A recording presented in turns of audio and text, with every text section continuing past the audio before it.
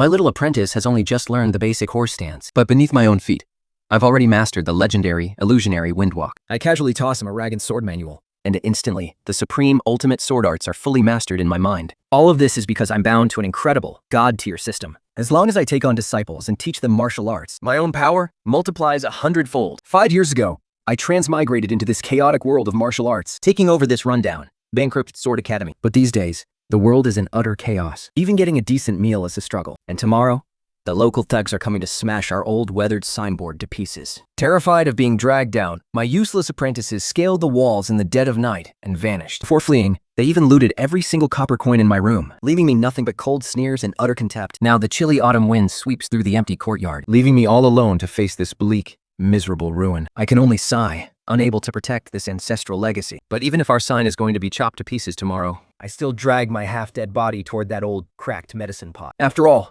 I have nothing left to lose. There's nothing else I can do.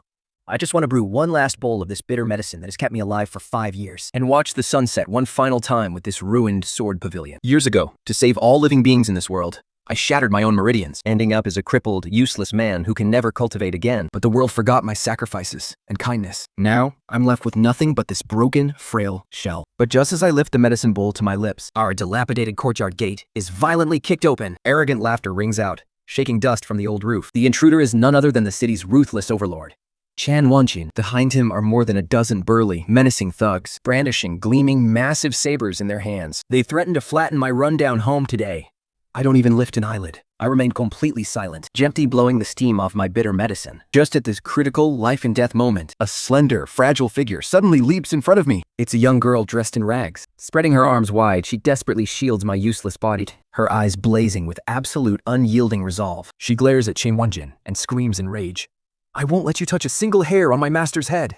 My master is a legendary hidden sword deity. As long as master draws his sword, all of you will turn to dust and ash. Hearing this, Chen Wanjing burst into a wild laugh, mocking the girl for living in a fantasy world. But the very moment the words left her mouth, a warm current, vast as the ocean, suddenly surged into the ruined meridians that had been dormant inside me for 5 years. In a single breath, my shattered bones were perfectly rebuilt. Deep within my dantia, a tiny, glowing golden sword emerged. That was the legendary, supreme, chaos sword physique. Stunned, I felt the boundless power flowing through my body. It turned out that as long as someone sincerely praised me and trusted me 100%, my destiny would turn those words into reality. I set down the rough wine bowl in my hand and slowly stood up, walking toward the stubborn young girl. On the way, I casually picked up a withered tree branch from the ground. Looking at the laughing Chen Wanjin, I spoke calmly.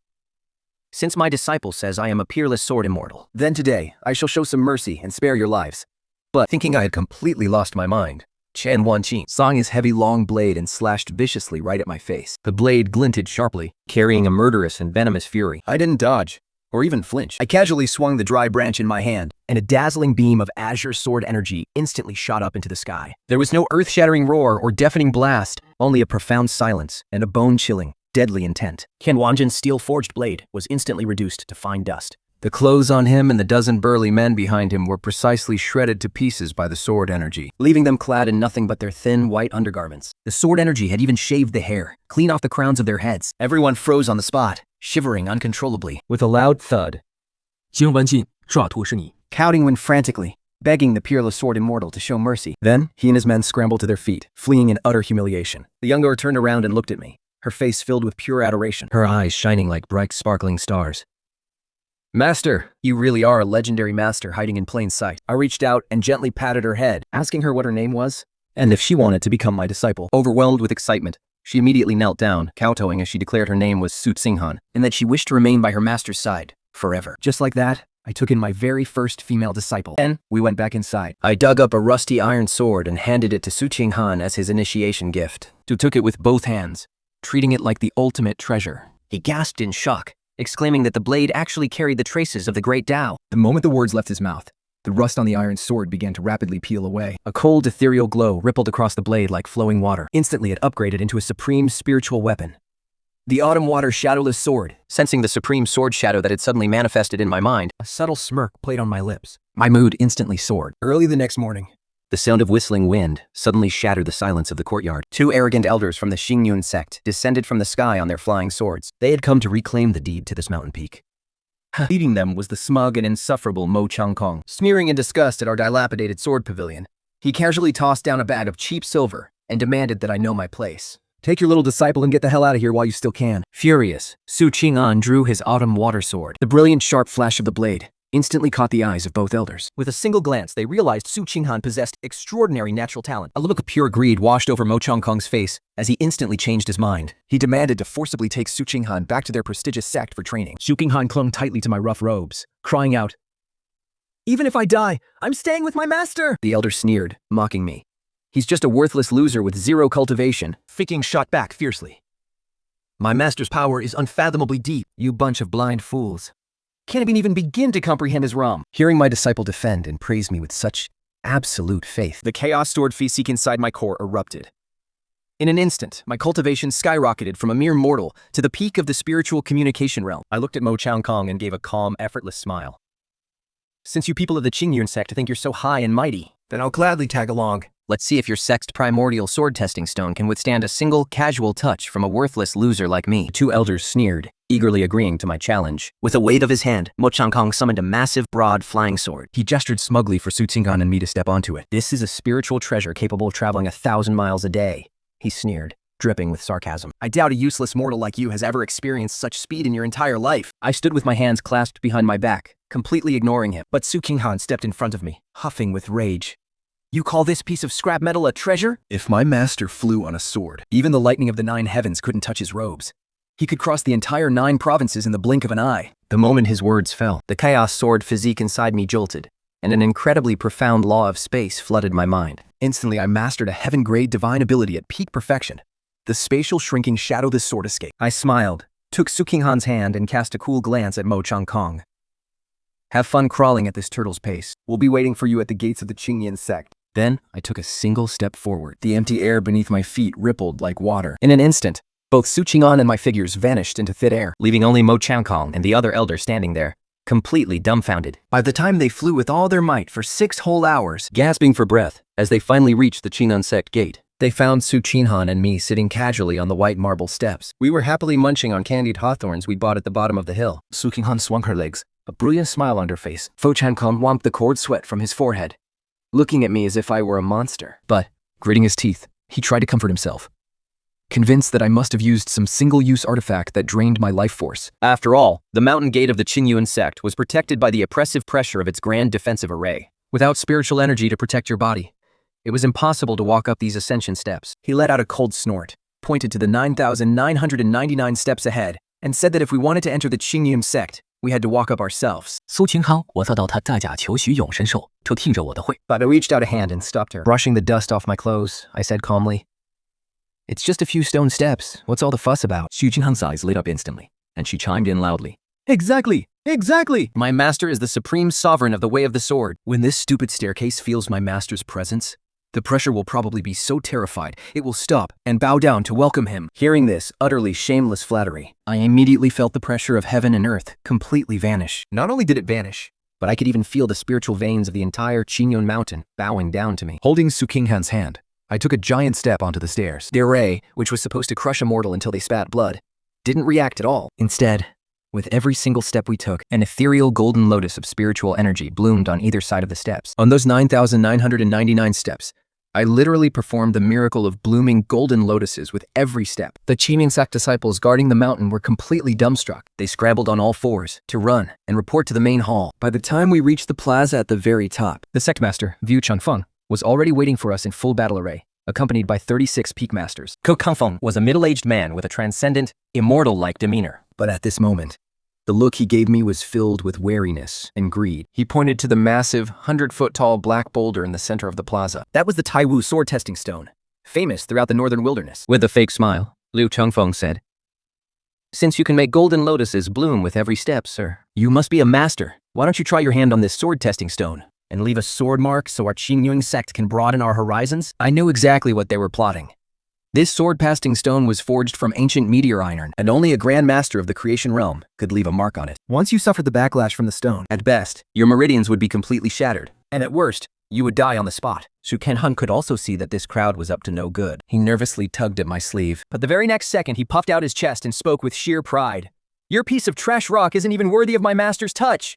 If my master so much as grazes it, it will crumble into a pile of dust. I took a deep breath and walked towards that massive pitch-black boulder. Thousands of disciples in the arena held their breath, waiting to see me make an absolute fool of myself. I raised my right hand and effortlessly placed it against the stone's surface. For the first 1 or 2 breaths, absolutely nothing happened. Instantly, the crowd erupted into roaring laughter. Falcon come at me even more shamelessly, Sneering that I was nothing but a fraud who only knew how to play cheap tricks. But before his laughter could even fade, right where my palm met the stone, a blindingly brilliant golden light suddenly exploded. Immediately after, a sickening, bone-chilling cracking sound echoed. Crack. Web-like fractures instantly surged across the massive boulder. Amidst the dead silence of the entire crowd, with a deafening boom, the legendary relic of the Northern Wilderness, the primordial sword-testing stone that had stood for 8,000 years, actually shattered into a massive cloud of drifting dust, and right in the middle of that floating dust, a blood-red droplet, crimson as fresh blood, floated quietly. This was actually the legendary martial sword core, nurtured for 10,000 years. Without hesitation, I opened my mouth and inhaled deeply, swallowing this priceless treasure straight down. Inside my dantine, my chaos sword physique erupted with a roar of pure lava-hot ecstasy. My cultivation level began to skyrocket once again. Perfected ethereal realm, early divine fire realm, mid-divine fire realm, all the way until it finally stopped at the absolute peak of the divine fire realm. Entire Qin insect square fell into a deathly silence. Everyone looked up at me as if they were gazing upon a living god. Sect leader Du Kanfang was trembling from head to toe. With a heavy thud, he dropped to his knees, crying out, "Senior, your power is absolute." He begged me to become the supreme elder of the Qingyuan sect. The other sect leaders rushed to kneel as well, pleading with me, but I found the whole thing utterly boring. I simply waved my hand, dismissing them. I told them, I've always preferred a quiet, carefree life. I just want to stay with my disciple in the Broken Sword Pavilion, tending to flowers and growing some herbs. Seeing that he couldn't make me stay, Liu Chengfeng hastily ordered his men to bring out dozens of chests filled with top-grade spiritual stones and rare treasures, claiming it was a gesture of friendship and a welcoming gift for Su Qinghan. This time, I didn't refuse. After all, my little disciple is still growing and needs all the nourishment he can get. Just like that, we swaggered right out of the Qingyuan sect. We headed back to our dilapidated little cottage. Armed with this massive fortune, we gave the place a complete renovation and even bought a few acres of prime farmland. We began living the most luxurious mortal life the cultivation world had ever seen. Every morning, I'd lie back in my lounge chair, soaking up the sun, while Su Qinghan diligently practiced her swordplay in the courtyard. She was such a sensible, hard-working girl. Even though she now possessed a devastating weapon, like the legendary Autumn Water Sword, she still insisted on practicing the absolute basics.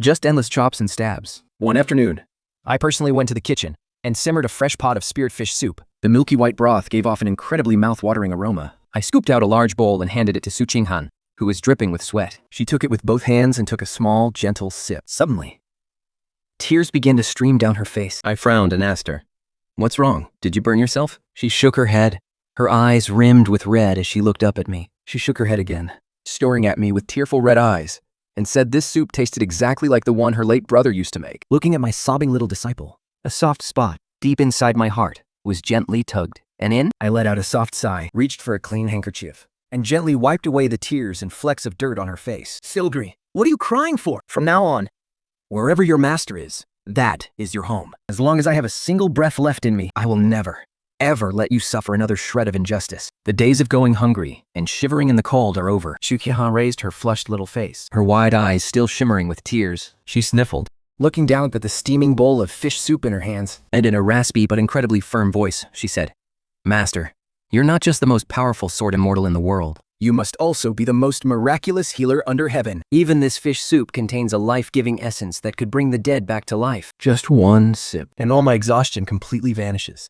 It feels like my very soul is being elevated." The moment she finished speaking, I felt a strange mystical ripple explode inside my mind. My once empty mind was suddenly flooded with countless ancient and mysterious. Instead, a flood of countless ancient and mysterious medical texts rushed into my mind. Divine Dragon Herbology, the Emperor's Golden Chamber Secrets, and the Spring Renewal Needle Technique that can revive all creation.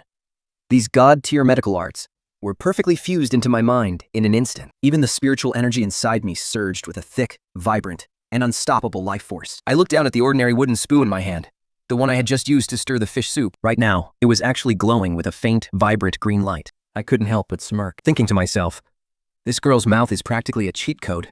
Whatever she says actually comes true. But damn, this feeling is incredibly sweet. Once we stuffed ourselves, my little apprentice patted around, full belly, and started walking around the yard with a satisfied face to digest her food. As for me, I lay back on my newly repaired bamboo chair, rocking lazily, watching the vibrant, lively yard.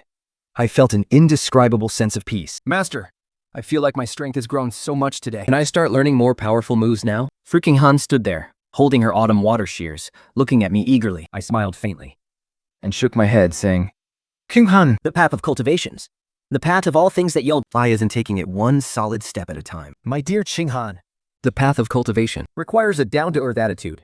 A skyscraper of 10,000 feet still starts from the ground. If your foundation isn't solid, the whole structure will come crashing down. today I'm not going to teach you any fancy moves.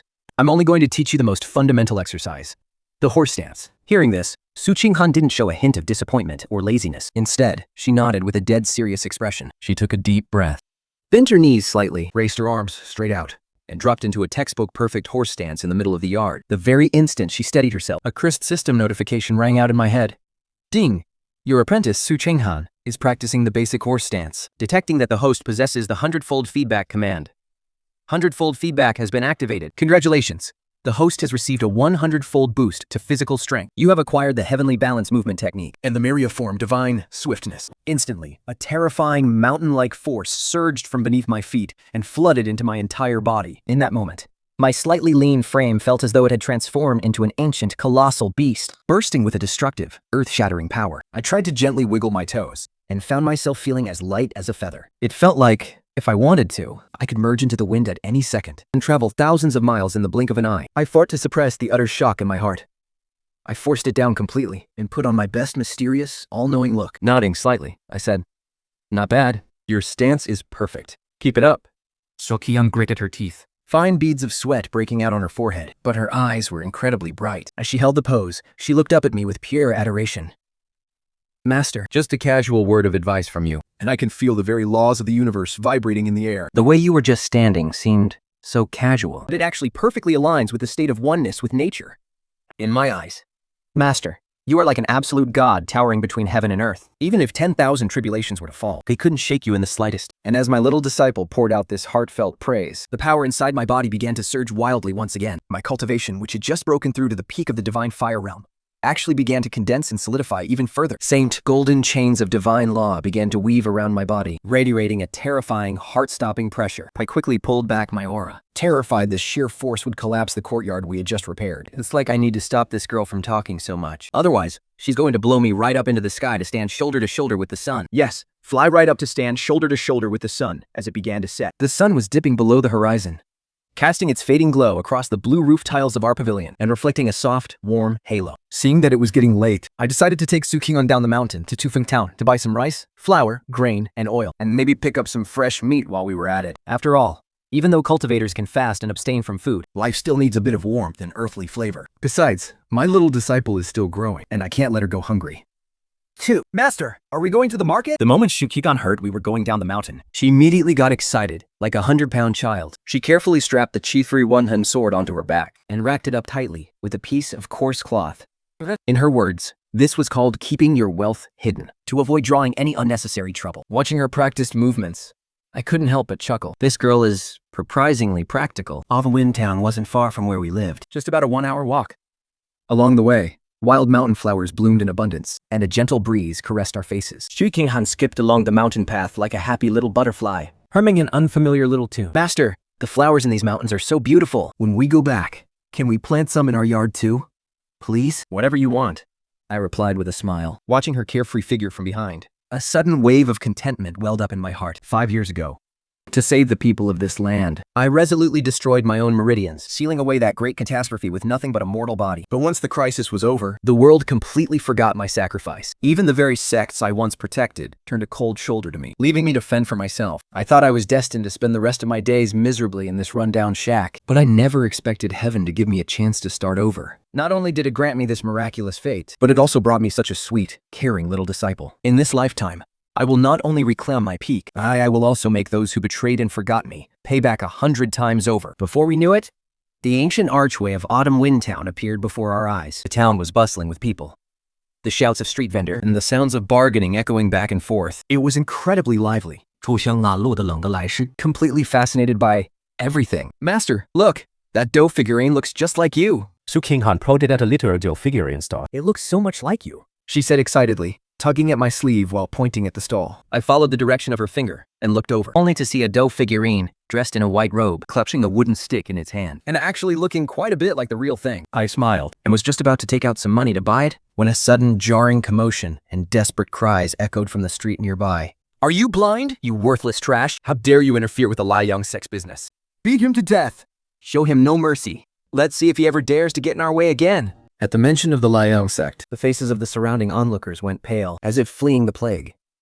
They scrambled out of the way to both sides. My brow furrowed slightly. I held Su Qing'an back, stopping to look toward the gathering crowd. Right there, in front of a dilapidated blacksmith shop. several young men dressed as outer disciples of the Liang sect were surrounding a frail figure, Brutally kicking and punching him. The boy looked to be only 14 or 15 years old. His clothes were ragged and torn, and his face was covered in dirt and blood. Yet he clung to a rusty iron hammer with a death grip, letting their blows rain down on him like a relentless storm. Without uttering a single cry, behind him, a pale-faced, Terminally ill woman was weeping and screaming, trying to throw herself over the boy to protect him. But two Liang sectucks pinned her down, refusing to let her move. Her desperate wails tearing through the air. Stop it, you monsters! How can you bully people like this? Xinghan absolutely despised this kind of ruthless bullying, and her beautiful face instantly flushed red with rage. She was about to draw her sword and charge in, But I reached out and held her shoulder, signaling her to stay calm for a moment. I looked closely at the blood-covered boy. and was stunned to discover his extraordinary bone structure. Although his meridians were completely blocked, a faint,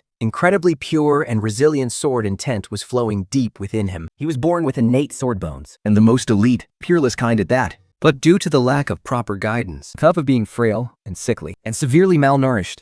And so, this peerless jade was covered in dust. Even her throat seemed to have been poisoned, leaving her unable to make a sound. She was just a mute assistant. She truly couldn't say a single word. When those outer disciples of the Liang sect heard the noise, they all stopped what they were doing and turned around with arrogant sneers. But when they saw the elegant and ethereal Su Qinghan, Their eyes instantly lit up. an expression of greed and lust filled their eyes. Well, look what we have here. Where did this little beauty come from? She is absolutely gorgeous. What?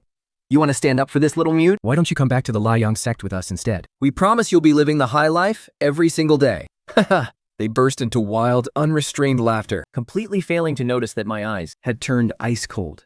Su Qinghan was trembling with sheer rage. So pointed at those bullies, turned to me, and cried out, "Math! These scumgungs are absolutely infuriating. You could crush them to pieces with just one finger. You are the light of justice in this world. You must not let these villains get away with this." Boom.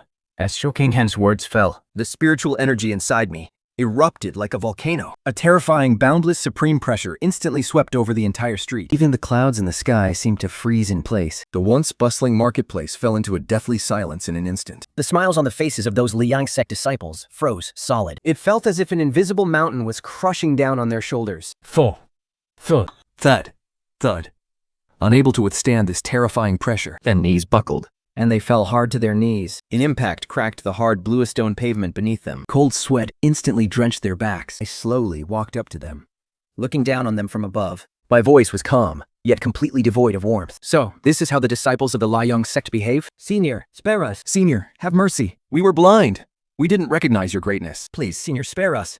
The lead disciple was scared out of his wits and began banging his head on the ground like crazy. Even when his forehead split open and turned into a bloody mess, he didn't dare stop. In the face of absolute power, their pathetic cultivation was as laughable as a tiny ant. "Get lost." I spat out the word coldly, withdrawing my crushing pressure, as if they had just been spared from death row. They scrambled to their feet, frantically grabbing their dropped swords, Not even daring to mutter a single threat. and vanished down the street in the blink of an eye. At this, the surrounding townspeople let out hushed gasps of amazement, their eyes filled with awe and admiration. "Thank you, Immortal, for saving our lives." "Thank you, Immortal." The frail, sickly woman struggled to crawl toward me. "Thank you, Immortal." The sickly woman dragged herself over, desperately trying to kneel and kowtow before me. I quickly swept my hand, releasing a gentle wave of spiritual energy to support her and lift her up. "Please, ma'am, there is no need for such formalities. Helping those in need is only right," I said with a warm smile. Then I walked over to the young boy, crouching down to look at him. By now the boy's consciousness was fading, but he still kept his eyes locked onto mine. There was no fear in his gaze, only a staggering level of stubbornness and deep yearning. He parted his lips, as if trying to say something, but could only manage a raspy, wheezing sound. I reached out and placed my hand on his wrist, sending a gentle stream of spiritual energy into his body to investigate. I discovered that not only were his innate, powerful bones completely blocked by impurities, but his body was also riddled with a rare, slow-acting toxin that had destroyed his vocal cords and caused his energy pathways to wither away. If he isn't treated soon, he probably won't live past 18. What a tragic child. "Master, He's so pitiful. Please, you have to save him. You must have a way, right? Xu Qingha crouched beside me, looking up with pleading eyes. She had absolute blind faith in my medical skills. In her eyes, I was an all-powerful immortal master who could cure any disease. Even the king of hell from the deepest underworld would have to respectfully serve you tea. Curing a simple mute is a piece of cake. Whoosh! The Supreme Emperor's golden secrets in my mind suddenly erupted with a blinding light. Countless acupuncture techniques and medicinal formulas flashed through my mind. I didn't even need silver needles. I simply extended my index finger, using it as a needle, and pressed it against the boy's chest. I tapped several times on his major acupoints and throat. Traces of black, toxic blood began to ooze from the corner of the boy's mouth. The toxic blood sizzled as it hit the ground, corroding the dirt. Immediately after, the boy's pale face began to color, turning healthy and flush before our very eyes. His withered meridians, now nourished by my spiritual energy, surged back to life. The boy felt a sudden warmth in his throat. An unprecedented sense of relief washed over his entire body. He slowly parted his lips, and with a dry, trembling voice struggled to utter a single word. Thank you. Though his voice was still hoarse. He could actually speak. Oh my God, he actually cured him. This doctor is a living god. The townspeople watching around us saw this, and they instantly erupted into Thunderous, earth-shattering cheers. The frail, sickly woman wept tears of joy, Buttering over and over. Bless the immortal! Bless the immortal! The boy stood frozen in place, hearing his own voice. He could hardly believe this was real. Suddenly, he threw himself to the ground, kneeling before me. Thud, thud. He bowed deeply, his forehead hitting the ground 3 times. His eyes were filled with fierce devotion and determination. Immortal, please, accept me as your disciple. I want to learn the sword. I want to protect my mother. Even if I have to work myself to the bone, I'll do it gladly. Looking at the resolute boy before me, I gave a soft smile And asked, what is your name? Master. Your disciple's name is Ning Xiaoquan. Good, Xiaoquan. From this day forth, you are the second disciple of my great sect. I helped Ning Xiaoquan to his feet, staring at his young, yet incredibly determined face, and spoke softly. The moment I announced his acceptance, that long-lost grand voice boomed in my mind once again. Ding! Congratulations, host, on successfully taking your second disciple, Ning Xiaoquan, who possesses the peerless sword bones. Due to your disciple's extraordinary talent, the host has received 100-fold return. Congratulations. On your cultivation level rising to the early divine sea realm, you have obtained 3 top-tier heavenly pills, the 9-cycle soul returning pills, and the heaven-splitting sword intent. Rumble within me. I felt as if a giant dragon had just awakened. A wild yet pure energy surges furiously through my veins. It finally gathers deep within my core, transforming into a vast, boundless, golden divine sea. In this world, anyone who can reach the divine sea realm is, without exception, a legendary powerhouse dominating an entire region. Yet, it took me only a few days to easily cross a chasm that countless others couldn't bridge in a lifetime. What excites me even more is that heaven-cleaving sword intent. It is a law of the sword, so incredibly domineering that it defies all logic. With a single slash, it can split the heavens and shatter the earth, cutting through every single obstacle in existence, suppressing the sheer ecstasy in my heart. I calmly pull out a 9-revolution soul-returning pill from my robes, its rich fragrance filling the air, and hand it to Ning Xiaoquan. Xiaoquan, give this pill to your mother. Her illness will naturally be cured. Ning Xiaoquan takes the pill with trembling hands. Just a single whiff of its herbal fragrance is enough to make him feel instantly re-energized. He bows deeply to me once more, then rises and rushes back into the shop to feed the pill to his mother. Within moments, the mother's astonished voice echoes from inside.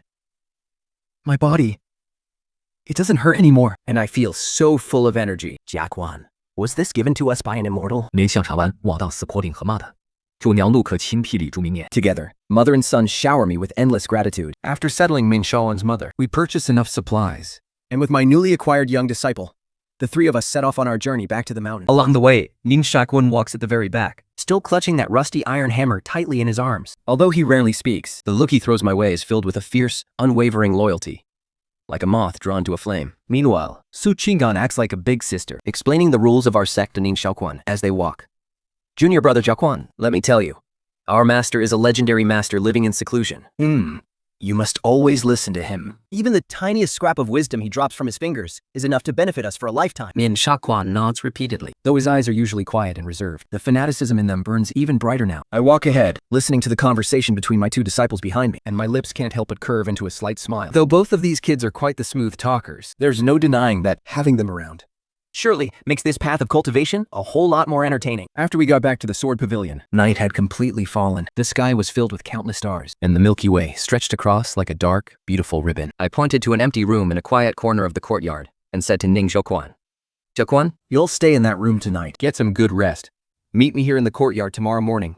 Yes, master, Ning Xiaoquan replied, bowing respectfully. He then tiptoed back to his room. The night passed in silence.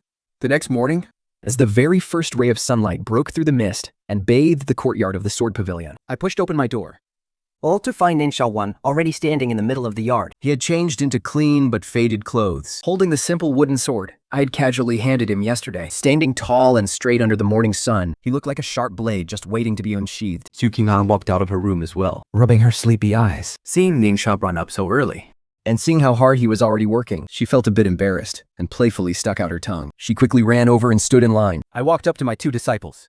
Looking at their energetic faces, I nodded with satisfaction.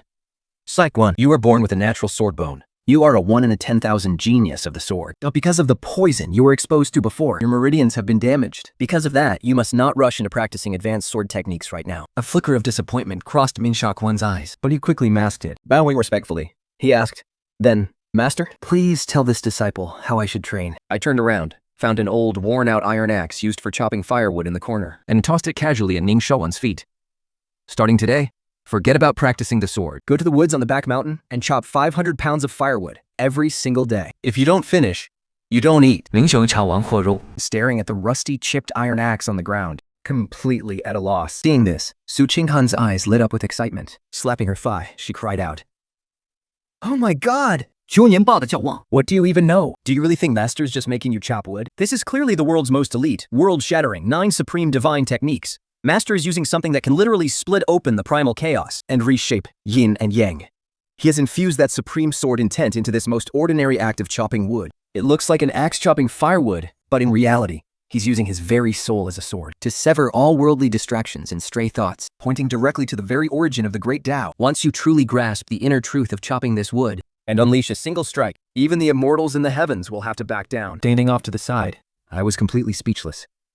Wow, talk about a stretch. I literally just saw that the firewood in the shed was running low, And wanted him to help out with some chores. and maybe get a bit of a workout while he was at it. But somehow, coming out of this girl's mouth, it suddenly became a supreme divine technique capable of splitting the universe. But before I could even open my mouth to explain, buzz! A deep resonant hum of a sword suddenly echoed from the sky, and the spiritual energy between heaven and earth began to fluctuate wildly. At that exact moment, that utterly ordinary rusty iron axe actually erupted with a blinding, brilliant golden light. A terrifying dominant sword intent, one that dared to challenge heaven itself, violently exploded from the axe, shooting straight up into the clouds. Ning Xiaoquan trembled violently. And his eyes instantly became completely hollow, entering a trance-like state. In his vision, what was in front of him faded into a vast, empty void.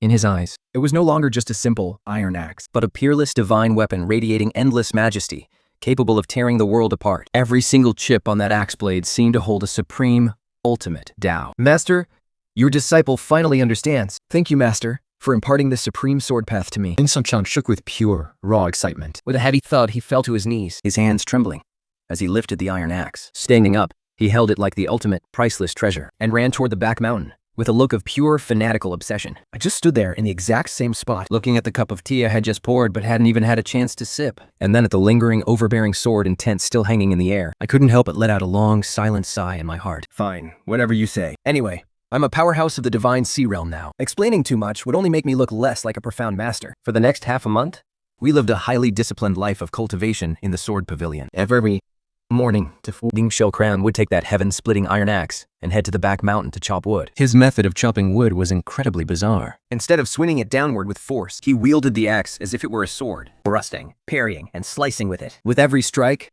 a faint sound of thunder would echo. For half a month, those thunderous sounds echoed. By the end of the half-month, woodshed was neatly packed with chopped firewood that was perfectly uniform in thickness, and even the grain on every single piece was identical. And with the boost of my 100-fold feedback, Ning Xiaoquan's cultivation think-rocketed like a rocket, soaring all the way to the early stage of the spirit realm. With word of this cultivation speed got out, it would probably scare the geniuses of those major sects half to death. Meanwhile, Su Dinhan spent every day in the yard, rigorously practicing horse stances and basic slashes. Under my 100-fold feedback, just 1 hour of his practice was equivalent to 100 days of hard cultivation for anyone else. By now, Even though he hadn't learned a single fancy sword technique, the speed of his single thrust was so fast that even the air would let out a sharp cracking sound. He already possessed the subtle poise of a true master. As for me, the master, Besides sunbathing on my lounge chair every day, I spent my time researching the divine medical arts in my mind, and occasionally brewing a batch of spirit-rich medicinal meals for my 2 disciples. Life was incredibly laid back and comfortable, until one afternoon, this peace was finally shattered. At that moment, I was lying on my bamboo chair with my eyes closed, resting my mind. My young disciple, Sukingna, was in the kitchen, resting with her eyes closed, and busy preparing lunch. Wai Nao Xiaopeng was silently wiping his heaven-splitting iron axe in a corner of the yard. Suddenly, an earth-shattering boom echoed from the main gates of the sword pavilion. In an instant, the newly rebuilt vermilion gates were blown to pieces by a violent blast of fiery spiritual energy. Countless wood splinters, mixed with billowing thick smoke, shot out in all directions. "Who goes there?"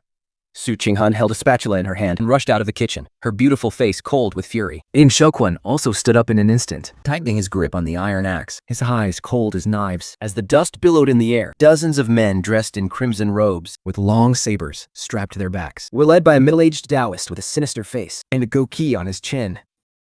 They burst in with menacing aggression. Every single one of them radiated waves of scorching spiritual energy, and their mounts were all fearsome flame wolves, leaving scorched black footprints with every single step they took. These intruders belonged to the Blazing Sun sect, the undisputed tyrants of the Chufeng town region. And the goatee-wearing Taoist leading them was none other than the second elder of the Blazing Sun sect, Qi Songzi, a renowned master who had long since stepped into the early divine fire realm. "Who runs this rundown pavilion? Get the hell out here, right now." Looking down at the courtyard with utter disdain, his voice, infused with a powerful surge of spiritual energy, shook the roof tiles, making them rattle. I slowly sat up from my bamboo chair, brushed the dust off my clothes, and looked at him with absolute calm. "I am the master of this pavilion. I wonder why you have barged into my sect roof and destroyed my gates. What is your business here?" "So you're the useless trash playing tricks here?" His eyes brimming with contempt and greed. "I heard you injured members of my Blazing Sun sect in Chufeng town a few days ago, and used some wicked sorcery to heal a crippled, useless nobody. And that's not all. I also heard you swindled the ancient sword heart from the King Yuan sect. If you know what's good for you, hand over the ancient sword heart and that miraculous healing recipe right now. Then, get on your knees and kowtow 3 times to me. Perhaps then, in my infinite mercy, I might grant you an intact corpse." Hearing this, I couldn't help but chuckle softly. The ancient sword heart and the miraculous healing recipe. "So, you came all this way for these 2 treasures. The Blazing Sun sect has been using its backing all these years to burn, kill, and plunder throughout this region. They've committed every crime imaginable. Now, seeing that I'm alone and thinking I'm an easy target, they want to rob me by force. A wicked dog really can never change its ways. Master, these scoundrels sure talk big." Su Qingsan stomped her foot in pure anger. She slammed her spatula onto the ground, pointing a finger at Shizonzi and screaming, "You gutter rats!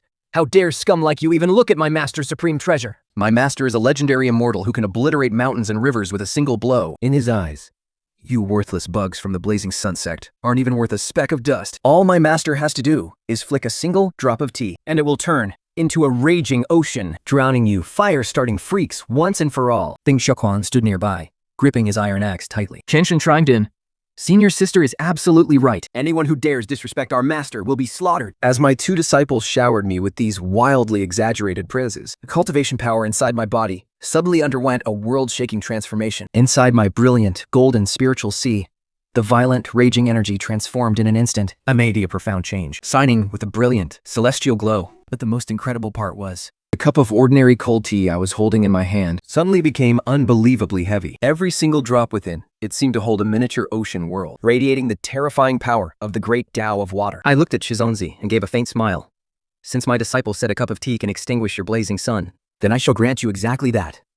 A cup of tea." Arrogant fool. You're on the brink of death, yet you dare mock this elder? 漂亮，就像是我的喜悦。 Slapping the fiery demon wolf he was riding. The demon wolf let out a ferocious roar as blazing flames erupted all over its body, pulling at its massive, blood-red jaws, and lunging wildly straight at me. Behind him, dozens of disciples from the Blazing Sun sect drew their long sabers, channeling their spiritual energy to unleash a sea of fire that swept toward the sword pavilion. The temperature in the courtyard surged instantly, and even the air began to warp and distort. Sitting calmly in my bamboo chair, I gave my right hand a gentle flick, casually splashing the leftover tea in my cup toward the main gate. Whoosh. That tiny, insignificant cup of tea.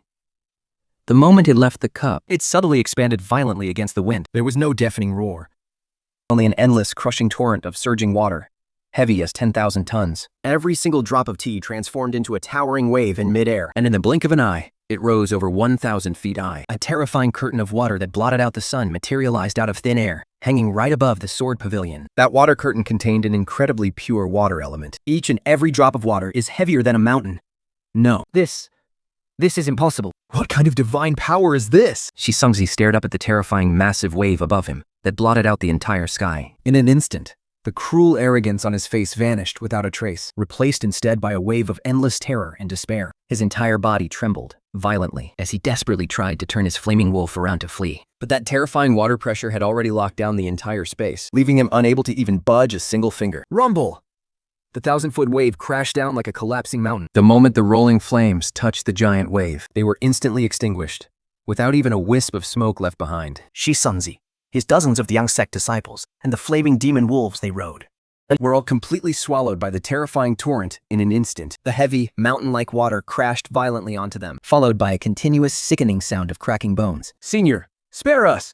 Mercy! The miserable, agonizing wails lasted only a brief moment before being completely drowned out by the roaring waves. As the giant wave swept past, it threw all the Lian sect members away like absolute garbage. The raging water dragged them tumbling all the way down the mountain path, washing them over 2 miles away. Once the giant wave finally subsided, the courtyard, which had been scorching hot just moments ago, returned to a cool, refreshing temperature. Glistening water droplets even hung from the blue roof tiles, making everything look spotlessly clean. As for the mountain path outside the main gate, it had been washed as smooth as a mirror, without even a single weed left behind. Once again, a dead silence fell over the courtyard. Shu Qingkang's beautiful eyes widened in sheer disbelief, her mouth agape, wide enough to fit an egg. She looked at the empty entrance, then back at the empty teacup in my hand. Gulping hard, she could not help but mutter, "Oh my God. I was just joking earlier. Master, you actually wiped out the entirely young sect with a single cup of tea?" Ming Xiaokuan looked at me with a deeply solemn expression. The look in his eyes was filled with a reverence that bordered on pure, religious worship. Master's divine might is unmatched. Your disciple can only dream of reaching such heights. I offered a faint, casual smile and gently set the empty teacup back onto the table. I spoke with an air of profound mystery. The path of cultivation is unpredictable and ever-changing. Every blade of grass, every single tree can be your guide. And naturally, even a single drop of tea can transform into a vast, limitless ocean. If you cultivate diligently, you too will reach this level one day.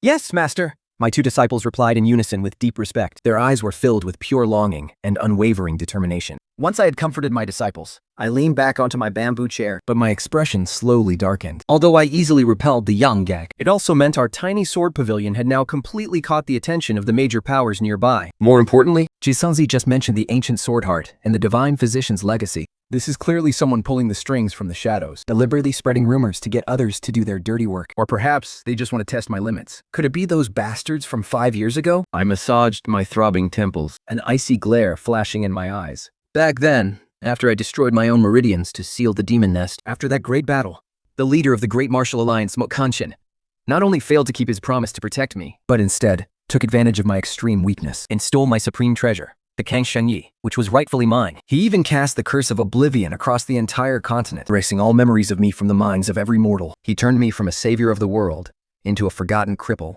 while he secured his seat as the Martial Alliance leader, basking in eternal adoration and respect. All these years.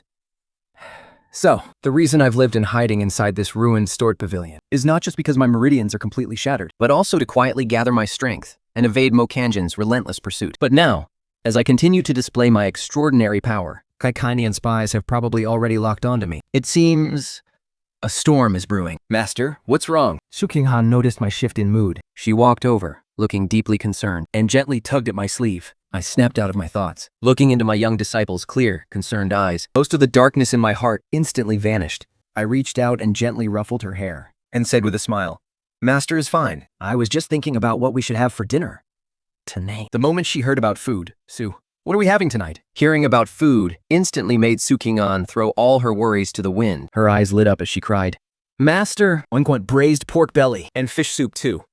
All right, tonight, your master will cook you a feast himself. I smiled, stood up, and walked toward the kitchen.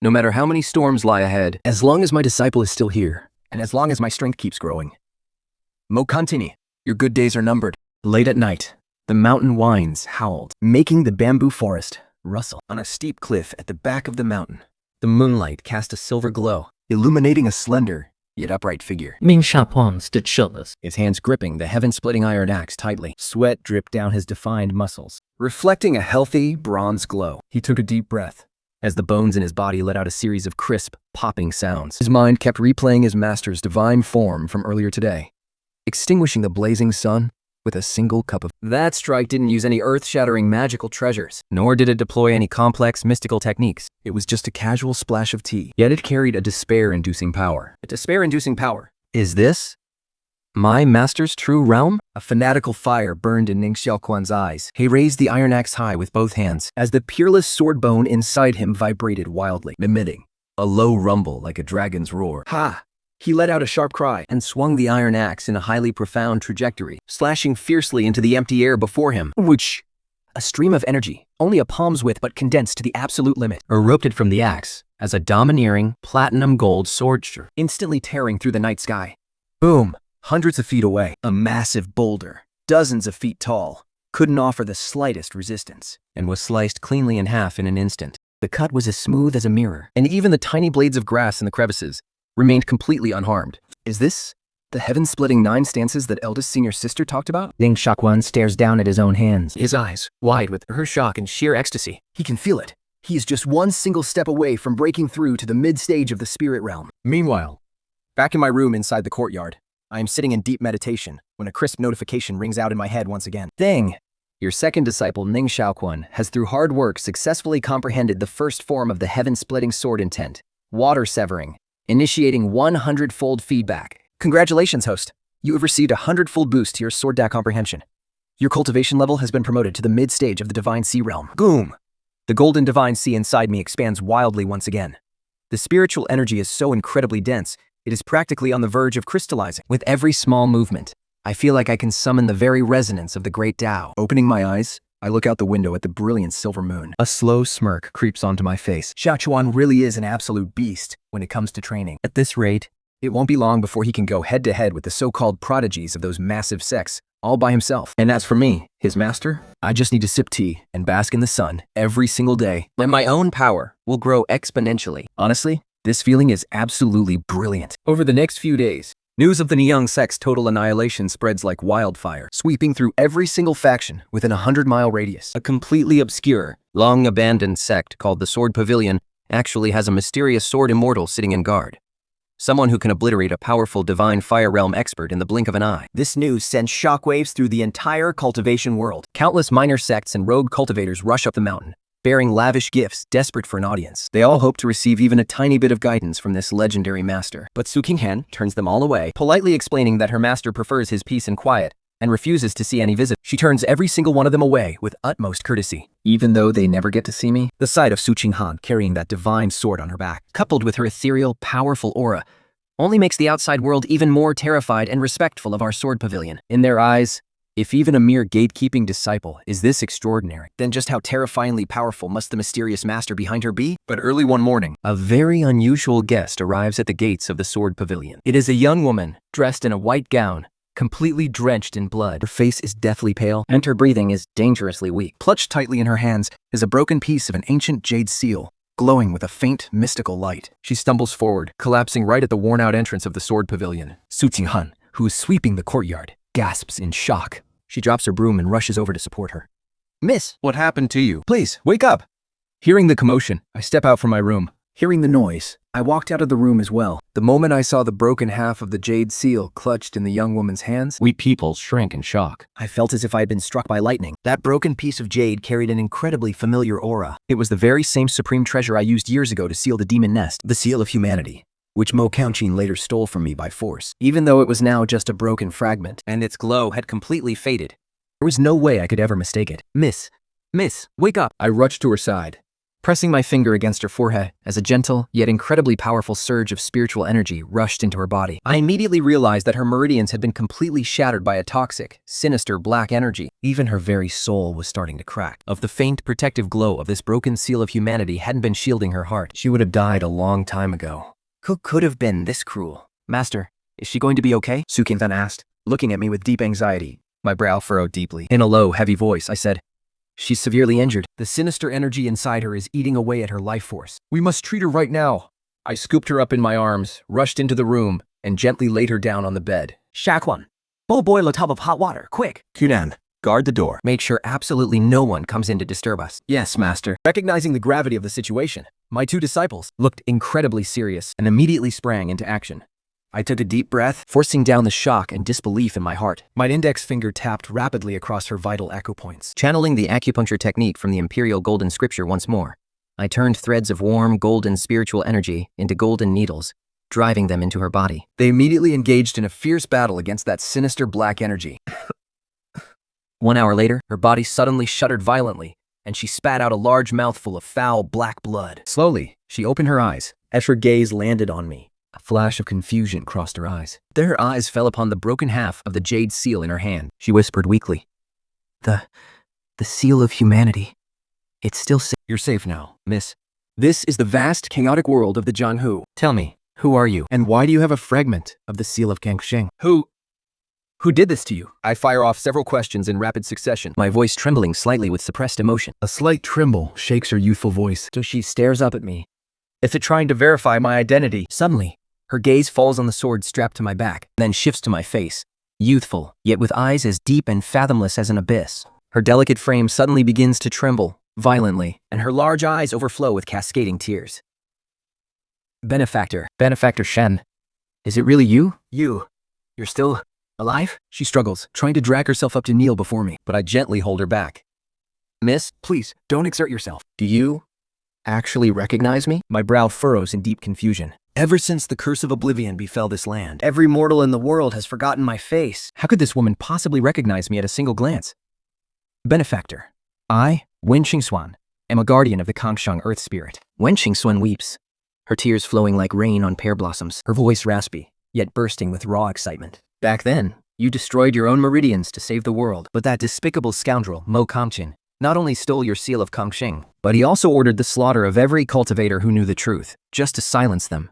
Our lineage of guardians only survived because our ancestors fought to the death, enabling us to flee into the deep mountains with a single fragment of the seal. For generations, we have preserved your portrait and kept your spirit tablet. We have never forgotten your great benevolence. Hearing this, my mind instantly goes blank. A deafening roar echoing in my head. A wave of uncontrollable fury erupts from the depths of my heart. What a despicable bastard Mo Kamkian. What a grand chief of the martial arts alliance. Not only did he steal all my glory, but he even went as far as silencing the innocent, tincturing an entire lineage of guardians. I do not avenge this blood debt. I, Chem Kangsheng, swear I am no longer fit to be called. Lady Qingxuan, take your time. Tell me slowly. What exactly happened at the Emperor's tomb? Forcing down the blazing rage inside me, I ask in a gentle, reassuring voice. Wen Qingxuan grits her teeth in sheer hatred. Her eyes burned with pure hatred. 2 weeks ago, So Kamtengjen discovered the location of the Imperial tomb. To completely wipe out any evidence left from back then and reclaim this final fragment, he sent his elite forces, the Shadow Slayers, to breach the tomb by force. To protect me and help me escape, my ancestors and the elders. They all, every single one of them, was killed. They told me to take this fragment and find you. They believed with all their hearts that you, Benefactor Shen, would return and reclaim the martial world. As Wen Qingxuan spoke, she tremblingly held out the broken half of the jade seal to me. Benefactor, our ancestors paid for this fragment with their lives. They paid for it with their blood. It holds the core power of the seal of the common people. Please, take it. I took the cool jade seal fragment from her hand. Instantly, a powerful jolt shot through my palm. A deep, visceral connection, as if it were a part of my own bloodline. At that exact moment, the golden spiritual sea inside my body roared furiously. The fragment was like a long-lost piece of my soul. In a flash, it turned into a beam of golden light and surged right between my brows, merging into me. Deep within my sea of consciousness, that illusory golden seal prototype slowly materialized into a phantom of an ancient jade seal, radiating boundless righteous energy. Although it was only a half seal, the sheer power radiating from it made my entire sea of consciousness tremble. In that instant, my cultivation bypassed all barriers, completely skipping past the mid-divine sea realm and breaking through directly to the peak of the divine sea realm. Dian!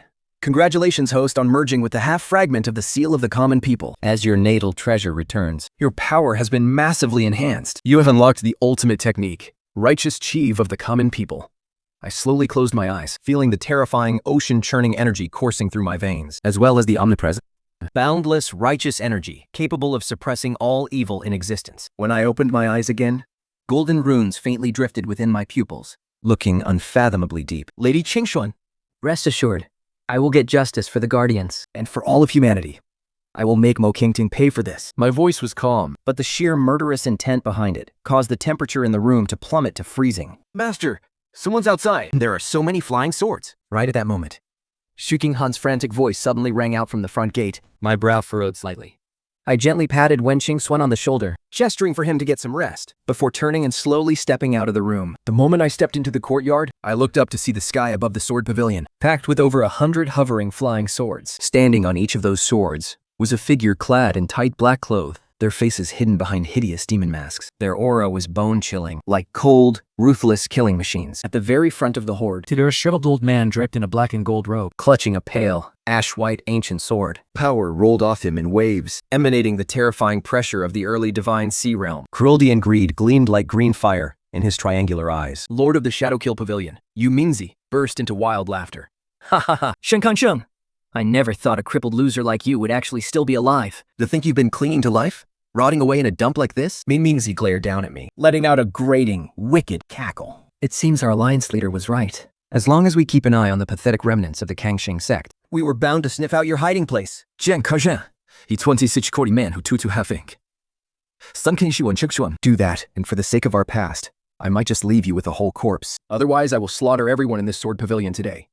Not even a dog will be left alive. With those words, the over 100 mass cultivators Unleashed an icy, suffocating wave of killing intent all at once. A thick, pitch-black mist boiled into the sky, shaping into roaring, monstrous demons, completely blotting out the sky above the sword pavilion. It was as if doomsday had arrived. In the surrounding forests, birds shrieked and wild beasts fled in pure terror, Their panicked cries echoing through the mountains. Master, these guys are so incredibly ugly, and they look so slimy. It's so gross!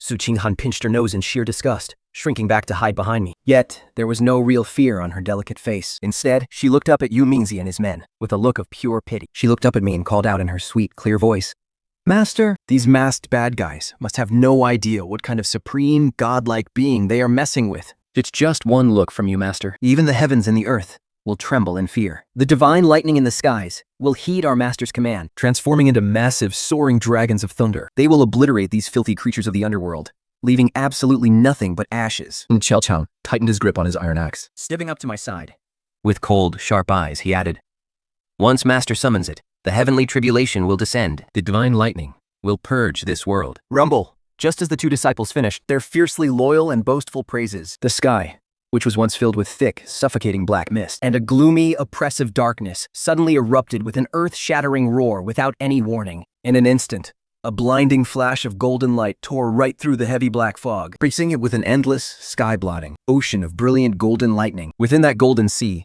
countless massive bolts of lightning, each as thick as a barrel, surged and thrashed wildly, weaving and merging together.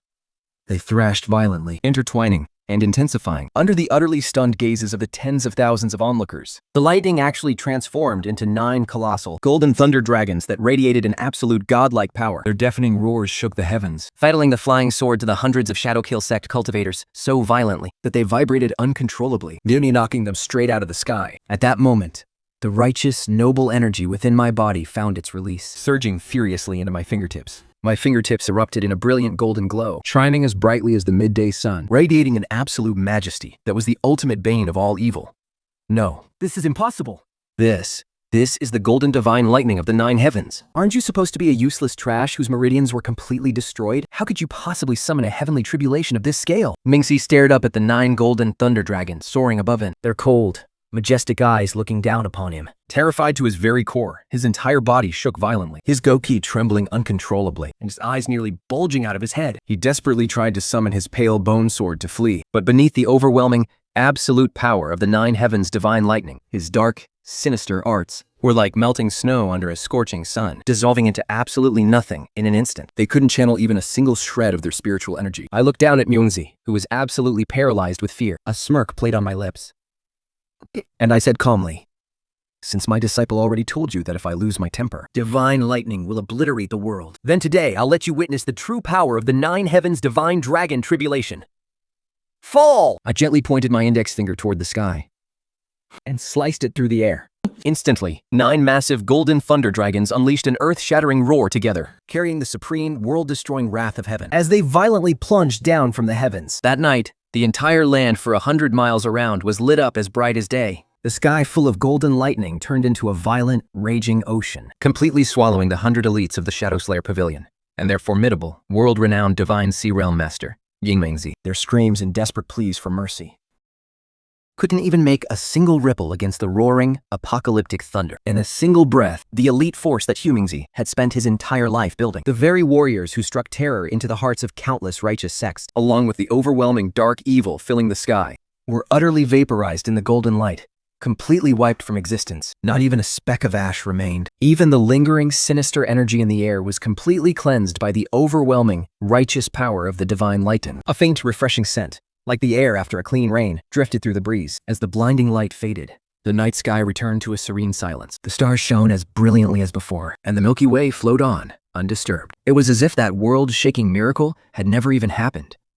Behind me, Su Qinghan and Ning Shaoquan stood frozen. They stared at the empty sky, and then at my finger, which was still pointed toward the heavens. The two young ones looked at each other, both seeing an unspeakable shock and pride in the other's eyes. My master really is a god. No. He's even more powerful than a god. Benefactor Shen truly possesses power that rivals the heavens. Wen Qingxuan, who had been resting inside, dragged his weak body to the doorway. Witnessing this, his eyes burned with intense devotion and worship. With a heavy thud, he fell to his knees and pressed his hands together in prayer. With a trembling voice, he cried out, Wen Qingxuan, guardian of the earth and the living, bows in worship of your divine power. With you here, the martial world is saved. I slowly turned around, gently raising Wen Qingxuan with my energy, and calmly looked at the three starstruck juniors. But in my mind, I was already calculating my next move. In this single battle, the Inkill Pavilion was almost completely wiped out. That despicable coward, Mo Canteen, must have received the news by now. He is bound to be in absolute sheer panic. And with the Martial Arts Alliance's Triennial Grand Assembly, there are less than 3 months left. When the time comes, every sect under heaven will gather in the imperial capital. So Kankin originally planned to use that day to announce his breakthrough into the Supreme Grandmaster realm and completely take over the entire martial world. Vote Kankin, since you want the Alliance Chief's throne so badly, then on the day of the Grand Assembly, I will personally head to the imperial capital and settle every single one of our old debts with you, once and for all. Master, are we going to the imperial capital to crash their party? Su Qinghan leaned in, her face beaming with excitement. She pumped her fists and cheered. Take me with you! Take me with you! I'll make sure to curse that Mo Kenshin to high heaven for you, Master. Liu Shakuan also stepped forward. Silently hoisting his heaven-splitting iron axe onto his shoulder, he spoke in a low, steady voice. This disciple is willing to clear the path for you, Master. Whoever stands in your way will be cut down. I'll clear the path, Master, and strike down anyone who dares to block us. I looked at my two fired-up young disciples, and at Wen Xingxuan's resolute expression, I couldn't help but burst into a hearty laugh. My laughter echoed through the quiet night sky, filled with an indescribable sense of boldness and triumph. Good! Then the three of us, master and disciples, shall go and meet the heroes of this world. Let's see who really rules the roost in this great martial world. As the night grew deeper, the warm, bright candlelight of our sanctuary flickered. Before the storm hit, the peace and warmth here became the most unique sight on this vast land. Meanwhile, in the distant imperial capital, inside the towering and grand Alliance Chief's mansion, the heavy door of a secret chamber was violently kicked open. A middle-aged man in a golden robe, looking normally majestic, but now pale with terror, stared in horror at the shattered life tablets scattered all over the floor. The life tablets bearing the names of Yingmengzi and over 100 elites of the Shadowkill Pavilion had all crumbled to dust in a single, terrifying instant. How is this possible? Has that useless piece of trash Shen Kanshon really returned to his peak? No. I am the true savior of this world. I am the Supreme Alliance Chief of the martial world. No one, absolutely no one, can take away what is mine. Fu Canting clenched his fists so hard they trembled. His fingernails dug deep into his flesh, dripping with fresh blood. He let out a hysterical, blood-curdling roar, his eyes burning with absolute madness and venomous hatred. Meanwhile, in the courtyard by the Great Lake, I lay back down on my rocking chair, looking up at the sky full of stars. My fingertips gently toyed with that half-piece of the seal of common people, my gaze deep and unfathomable as an abyss. The wind has already begun to blow. So we will meet in the imperial capital. As the first ray of morning sun fell upon the courtyard by the Great Lake, Bing Shakon got up early, as usual, in the corner of the yard, chopping firewood stroke after stroke with the heaven-splitting iron axe. Every single swing of his axe was accompanied by a faint, highly condensed white airflow, causing even the void to emit a sharp, tearing sound like ripping cloth. Su Qinghan, holding the traceless autumn water sword, was practicing basic movements like stabbing, slashing, and parrying with meticulous precision. Her figure was as swift and graceful as a swallow, each of her movements creating a sharp, whistling sound in the air.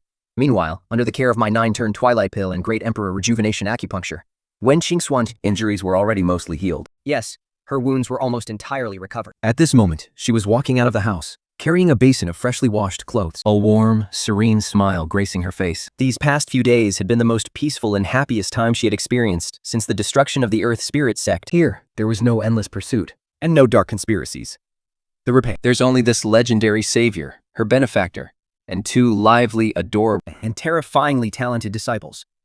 Every day, besides teaching his two disciples, her benefactor did everything he could to cook delicious meals for everyone. He truly had none of the aloof, arrogant attitude of a peerless sword immortal. Benefactor, what's for breakfast this morning? As soon as Su Qinghan caught the aroma drifting from the kitchen, She immediately stopped her practice and slipped over to the kitchen door like a greedy little kitten, staring inside with wide, eager eyes. I wiped my hands on my apron And walked out carrying a large, steaming, and mouth-watering bowl of braised pork bones. I made braised pork bones for you today, I said with a smile, in a pot of white jade tofu soup. Hurry up and wash your hands so we can eat. Wow, master, you're the absolute best. Chu Qing'an cheered with excitement. Tossed Joshui sword aside and dashed over to the wash basin. Nin Xiaoquan also silently put away his iron axe, wiped the sweat from his forehead, And bowed respectfully to me. Thank you for your hard work, master. Wen Tixio stared at the table, which was piled high with a mouth-watering feast. Seeing the master and his two disciples laughing and sharing a warm, happy moment together, she couldn't help but feel tears welling up in her eyes. If the ancestors of the Earth Spirits could only see the wonderful life their benefactor is living now, they would definitely feel so proud and at peace. around the table, everyone was stuffing their faces, their mouths glistening with oil. Ku Qingshan spoke with her mouth full, gnawing on a massive bone. Master, These braised bones you made are absolutely out of this world, Seriously, you're not just a legendary doctor. and an unmatched sword deity. Even your cooking is absolutely peerless. Compared to your skills, the imperial kitchen in the capital is nothing but pig slop. If you opened a restaurant in the capital, master, All those high and mighty nobles and sect leaders would literally tear your doors down just to get a single bite. The moment she finished speaking, a massive explosion roared in my head. a vast, mystical wave of great Tao insights suddenly descended from the void. And fused directly into my soul, It was the law of water and fire fusion from the 5 elements. as well as the incredibly rare law of all-embracing harmony and the legendary divine path of the all-creating food god. I stared down at the beast bone in my hand. In my eyes, it was no longer just a regular bone. I could see every single trace of spiritual energy flowing through it, the exact distribution of nutrients in the marrow, And even the exact texture of the meat and the absolute perfect cooking temperature were laid bare before me. Now, if I wanted to, I could pick up a speck of dust or a withered leaf, and by refining it through the law of water and fire fusion, turn it into a miraculous elixir brimming with pure spiritual energy, a mouth-watering divine pill that would drive anyone mad. I was completely dumbfounded. I couldn't help but sigh inwardly. Well, damn, this girl just had to hype up my cooking too. And look what happened. I'm not just a divine doctor and an immortal sword master anymore. Now I'm a god-tier chef too. Though the divine path of the all-creating food god does sound pretty badass. If I get into a fight in the future, Can I just treat my enemies as ingredients and refine them? I shook my head. forcing these bizarre thoughts out of my mind. Looking at my two disciples stuffing their faces, and then at Wen Qingxia, I cleared my throat. Qing'an, Shut, Rachel. we've been staying here for quite some time now.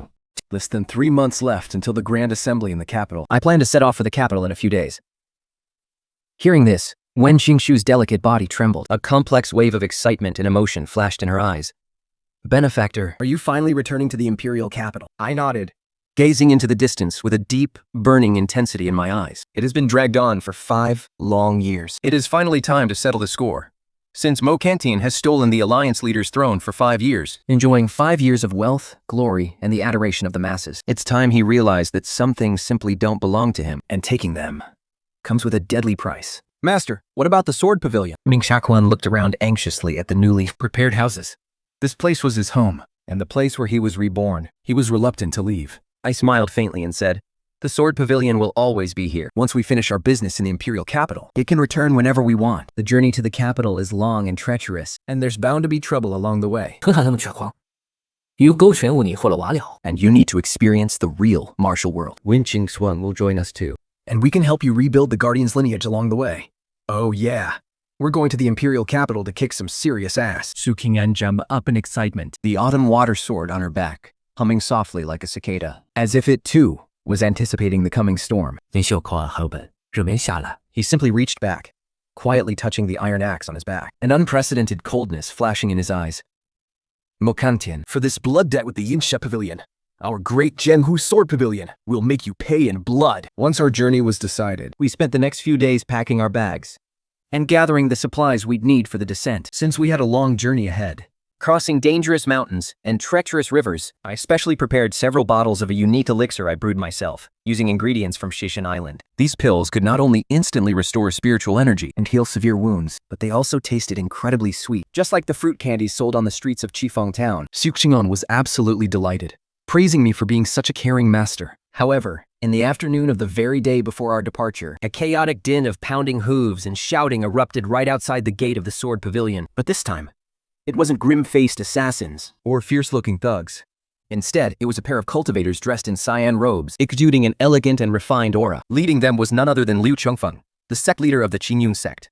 He rode atop a white jade unicorn that radiated a soft, glowing white light. His face was plastered with an incredibly humble, almost sycophantic smile. Behind him trailed a luxurious carriage pulled by 8 towering spirit steeds. The carriage was piled high with exquisite wooden chests, all tied up with red silk ribbons. The thick, powerful spiritual energy radiating from inside them was so intense that it literally stained the surrounding air with faint, iridescent colors. Wu Chengfeng, sect leader of the Yunong sect, begs for an audience with Supreme Elder Shen. Liu Confeng bellowed toward the main gates, his voice booming. His tone was dripping with absolute reverence and desperate flattery. I rubbed my temples in sheer exhaustion. I then walked out, flanked by Su Qinghan and Yin Shakuang. Sect leader Liu, what on earth is all this grand spectacle about? I asked, looking at the carriage loads of rare and precious treasures. Half amused by the whole display. The moment Liu Confeng saw me, He scrambled off his unicorn, practically rolling on the ground as he rushed toward me in frantic, desperate strides. He stumbled forward, dropping to his knees, and bowed deeply, offering the ultimate sign of respect.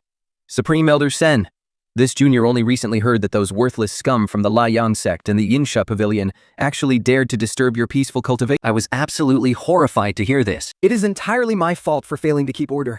And not cleaning up the trash in this area beforehand. To Amanas, I have personally selected 30 chests of top-grade spirit stones, 10 stalks of 10,000 years spiritual ginseng, and various supreme treasures to aid in healing and cultivation. I brought them specifically to help soothe the norms of Elder Shen and your 2 brilliant disciples. Please, Elder Shen, I beg you not to reject my humble offering. Liu Confeng smiled obsequiously. There was absolutely no trace left of the powerful sect leader who once struck terror across the northern wilderness. Instead, he looked exactly like a loyal, doting butler. Seeing this, Su Qinghan crossed her arms over her chest and smugly raised an eyebrow. Well, Sect Leader Liu, you certainly get your news fast. Those pathetic clowns were already obliterated by my master. With just a casual wave of his hand, he summoned the 9 heavens And blasted them straight into ash. Not even a speck of dust remained. Still, I must say, your gifts are quite timely. My master was just about to take us to the imperial capital to see the world, and we were just running short on travel expenses. The moment Liu Changfeng heard the words, 9 heavens heavenly lightning, and blasted into ash, his eyes twitched violently. A cold sweat instantly drenched his back. Just what kind of powerhouse was the Insha Pavilion in the martial world? They were the most lethal assassin organization, handling all the dirty work for the Alliance leader's mansion. And their leader, Yumingzi, was a legendary divine sea realm master. Yet, he was vaporized by a bolt of lightning summoned casually by the man standing right in front of him. Just what kind of earth-shattering godlike level had Shen Chengshen's cultivation reached? Thank goodness, he thought. I was smart enough to choose the right side. It was a good thing he didn't try to go toe-to-toe with this powerhouse, but shamelessly chose to cling to his coattails instead. Otherwise, the current Qingyan sect wouldn't even have a single speck of dust left from the ancient times. Going to the imperial capital? Elder Shen, are you heading to the imperial capital? Liu Confeng snapped back to his senses, and his eyes instantly lit up. This was a once-in-a-lifetime opportunity to prove his loyalty. He quickly slapped his chest and declared loudly, Elder Shen, the imperial capital is tens of thousands of miles away from here. Along the way, you not only have to cross the winding and treacherous Tianduan mountain range, but also pass through the territories of countless warring factions. If you travel on foot or ride ordinary spirit horses, it will not only be painfully slow, but you will also face endless trouble. Even our Changyum sect would find traveling that way to be a constant hassle. Fortunately, our Qingyan sect possesses a heaven-grade flying vessel passed down for 3,000 years, the Qingyu Windrider. It is incredibly fast, capable of traveling 10,000 miles a day. Furthermore, the interior of the vessel is extremely luxurious, equipped with absolutely everything you could possibly need. This junior is more than willing to personally pilot the vessel to Sorkyu, Elder Shen, and your 2 brilliant disciples to the imperial capital. Hearing this, I smiled faintly. A heaven-grade flying vessel? This Liu Changfeng is really pulling out all the stops. Still, traveling by flying vessel would indeed be much faster than walking, and it would save us a lot of unnecessary hassle along the way. That way, I will have plenty of extra time to guide my 2 disciples in their cultivation. Master, we're going to ride on a flying vessel. I want to ride it, Su Qinghan said, tugging at my arm. Her big eyes were filled with anticipation as she swayed back and forth. Seems Secmaster Liu is so generous. Then let us depart on your flying vessel. I nodded slightly and agreed. Thank you for granting my wish, Elder Shen. This junior will go and prepare immediately. Chu Kengfeng was overjoyed. He hurriedly and eagerly ordered his men to carry the mountain of gifts into the courtyard and arrange them neatly. The next morning, accompanied by a crisp, melodious cry of a phoenix, a massive flying vessel, 100 zhang long, and crafted entirely from rare azure jade, its hull carved with countless profound wind-riding runes, slowly flew over from the direction of the Qingyu sect. Finally, it hovered steadily in the sky above the vast river. The vessel was breathtakingly grand, Like a majestic palace floating in the sky, emitting a serene and refreshing aura. under the immortal glow. Elder Shen, please board the vessel, Li Changfeng called out, standing on the deck. He bowed deeply and with utmost respect toward me. I take Su Qinghan and Insha Wang's hands. Wing Swan follows close behind. As the four of us take a single step forward, golden, watery ripples shimmer in the void beneath our feet. Instantly, we cross dozens of yards of empty space And land smoothly on the deck of the flying vessel. Witnessing this flawless space-folding technique, Li Changfeng Feels his eyes twitch violently once again. His reverence for me deepens even further. The Nebula Windrider is ready to sail. Channeling his inner spiritual energy into the core control formation of the vessel.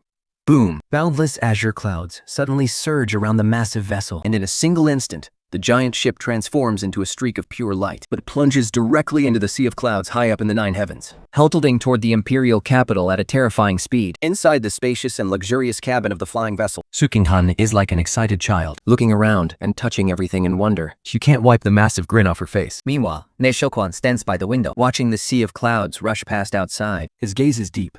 lost in some unknown thoughts. Master, this flying vessel is so incredibly fast. Even the clouds are beneath our feet. Hu Jiang says excitedly, leaning in close to me. She looks at me, those beautiful thin lips of hers parting out of habit as she says, Master, Although this cheap flying vessel looks nice, it's nothing compared to the divine vessel you rode back then to traverse the 9 heavens and 10 earths. The majestic vehicle that even the stars themselves had to make way for. Compared to that, this thing is like a child's toy rocking horse. Once you take back the seal of common destiny, Master, and fully restore your heavenly cultivation, You'll be able to tear through space with a casual wave of your hand and take us across the endless tribulations of the universe. Rumble! As this girl's shameless flattery echoes, the shard of the seal of common destiny fused deep within my brow suddenly erupts with a blinding, sun-like azure divine glow. The once broken mark instantly triggers a resonance with the lingering laws of the void throughout this entire world. My mind suddenly erupts with a deafening roar and an incredibly profound, absolute power. a supreme spatial technique that allows one to traverse the void at will and even alter the flow of time with a single thought, instantly integrates into my very instincts. The flying vessel, which originally required Yu Changfeng's power to pilot, At this very moment, The control over its core grand array was completely taken over by my void art in an instant. I feel like with just a single thought, this 100-ang-long heaven-grade flying vessel could instantly leap through space, crossing tens of thousands of miles, and land right in front of the gates of the imperial capital. Looking at the teacup in my hand, I can't help but chuckle inwardly. Oh, Qinghan, Qinghan. If you keep hyping me up like this, your master is really going to become invincible in this era. Once we arrive at the imperial capital, what if I accidentally shatter the entire continent? That would be quite a mess. Still, this feeling of absolute control, of holding the entire world in the palm of my hand, is indeed incredibly satisfying. The flying vessel sailed smoothly across the sea of clouds in the 9 heavens, completely peaceful, all the way. 我六周放的漫长 of the 亲勇下课，崩死的西游记。 And the massive Qingong sect emblem emblazoned on the ship. All the factions and mountain-ruling beasts along the way scrambled to steer clear out of sheer terror. Not a single blind fool dared to step forward and provoke us. so I had a rather relaxing trip. Every day, I guided my 2 disciples in their training on the deck of the flying vessel. Turan, your stance is already rock solid. And your physical strength and speed have reached their limits. Starting today, Master will teach you your first sword technique. Watch closely. I stood in the center of the deck, Holding a simple bamboo stick in my hand, And looked at Su Qinghan with a calm expression. 素婷啊，宁小款。 and Wen Qingsuan immediately grew solemn. They focused with absolute intensity, staring at my every move. In cultivation, all paths lead back to the same essence. The most powerful sword techniques are often the simplest. I let out a soft breath, and with my arm holding the bamboo stick, I executed the most ordinary, simple, straight thrust. Whoosh! There was no sky-feeling sword light. Nor any terrifying explosive roar. Yet, the moment that bamboo stick thrust forward, Su Qinghan and the others felt as if the entire sky before them was stretched infinitely long in an instant. Even the layers of cloud seas were forcefully pierced by the void sword intent of the bamboo stick, leaving a massive hole 10 miles in diameter. This strike is called Jingkong. I withdrew my hand. The bamboo stick was completely undamaged. I smiled, while Su Qinghan stood frozen in place. Countless dazzling streaks of sword light flashed through his eyes. In that instant, it felt as if a barrier in his mind suddenly shattered. Every tiny detail of that incredible strike, enhanced 100-fold by his sheer genius, transformed in an instant into an eternal mark of the sword, fusing deep into the depths of his soul. Master, I understand. Thank you, Master, for imparting your sword technique to me. Overjoyed, Su Qing'an Hastily drew the traceless autumn water sword from his back. I began practicing this simplest of moves, the startling swan thrust, over and over on the deck. With every thrust, the tip of his blade stirred a faint azure ripple, radiating a terrifying, heart-stopping grace. and a deadly razor-sharp aura. Watching my two disciples practicing diligently on the deck, I smiled with satisfaction. Holding a cup of tea, I turned and walked back into the cabin, Wen Qingquan followed silently behind me. staring at my slender back, seemingly hesitant to speak. Lady Tingswan, if you have something on your mind, please, speak freely. I turned around, looking at her with a gentle smile, Wen Qingzuan took a deep breath. biting her lower lip, and said with deep concern, "The imperial capital is Mo Kangtian's stronghold. The Alliance Master's manor is crawling with deadly masters. Aside from dark assassins like Yu Mingzi, There are many legendary grandmasters of the older generation who have sworn their loyalty to him. Moreover, for the past 5 years, Mo Kangtian has been in secluded cultivation, deciphering the secrets of the Kansheng seal. Attempting to break through to the legendary celestial realm. Are you sure we shouldn't contact some of your old loyalists who supported you back then?" I shook my head, my eyes calm yet as deep as the ocean. Lady Tingswan, You are mistaken.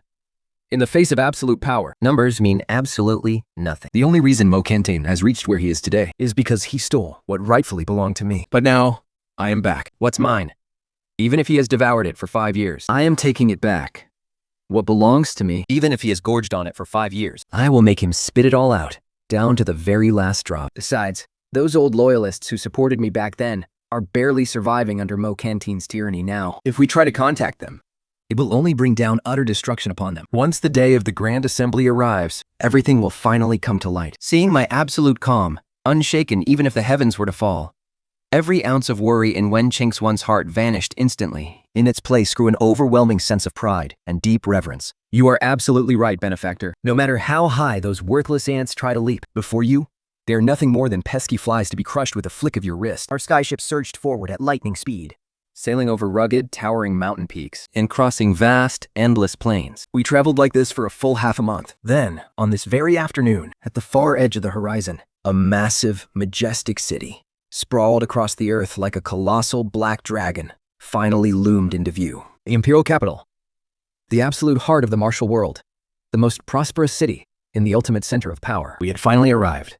Liu Kungfeng slowly began to guide our descent, gradually lowering the altitude of the skyship. With a mix of sheer excitement and nervous tension, he called out, "Master Shen, we have reached the imperial capital. Should we land directly in front of the Alliance leader's mansion?" I stood at the very front of the deck, my hands clasped on my back. The fierce wind whipped against my white robes, making them snap wildly, As my hair danced in the gale, staring down at the breathtaking magnificence of the colossal imperial capital below. the corners of my mouth curled upward. A chilling, razor-thin smile formed on my face.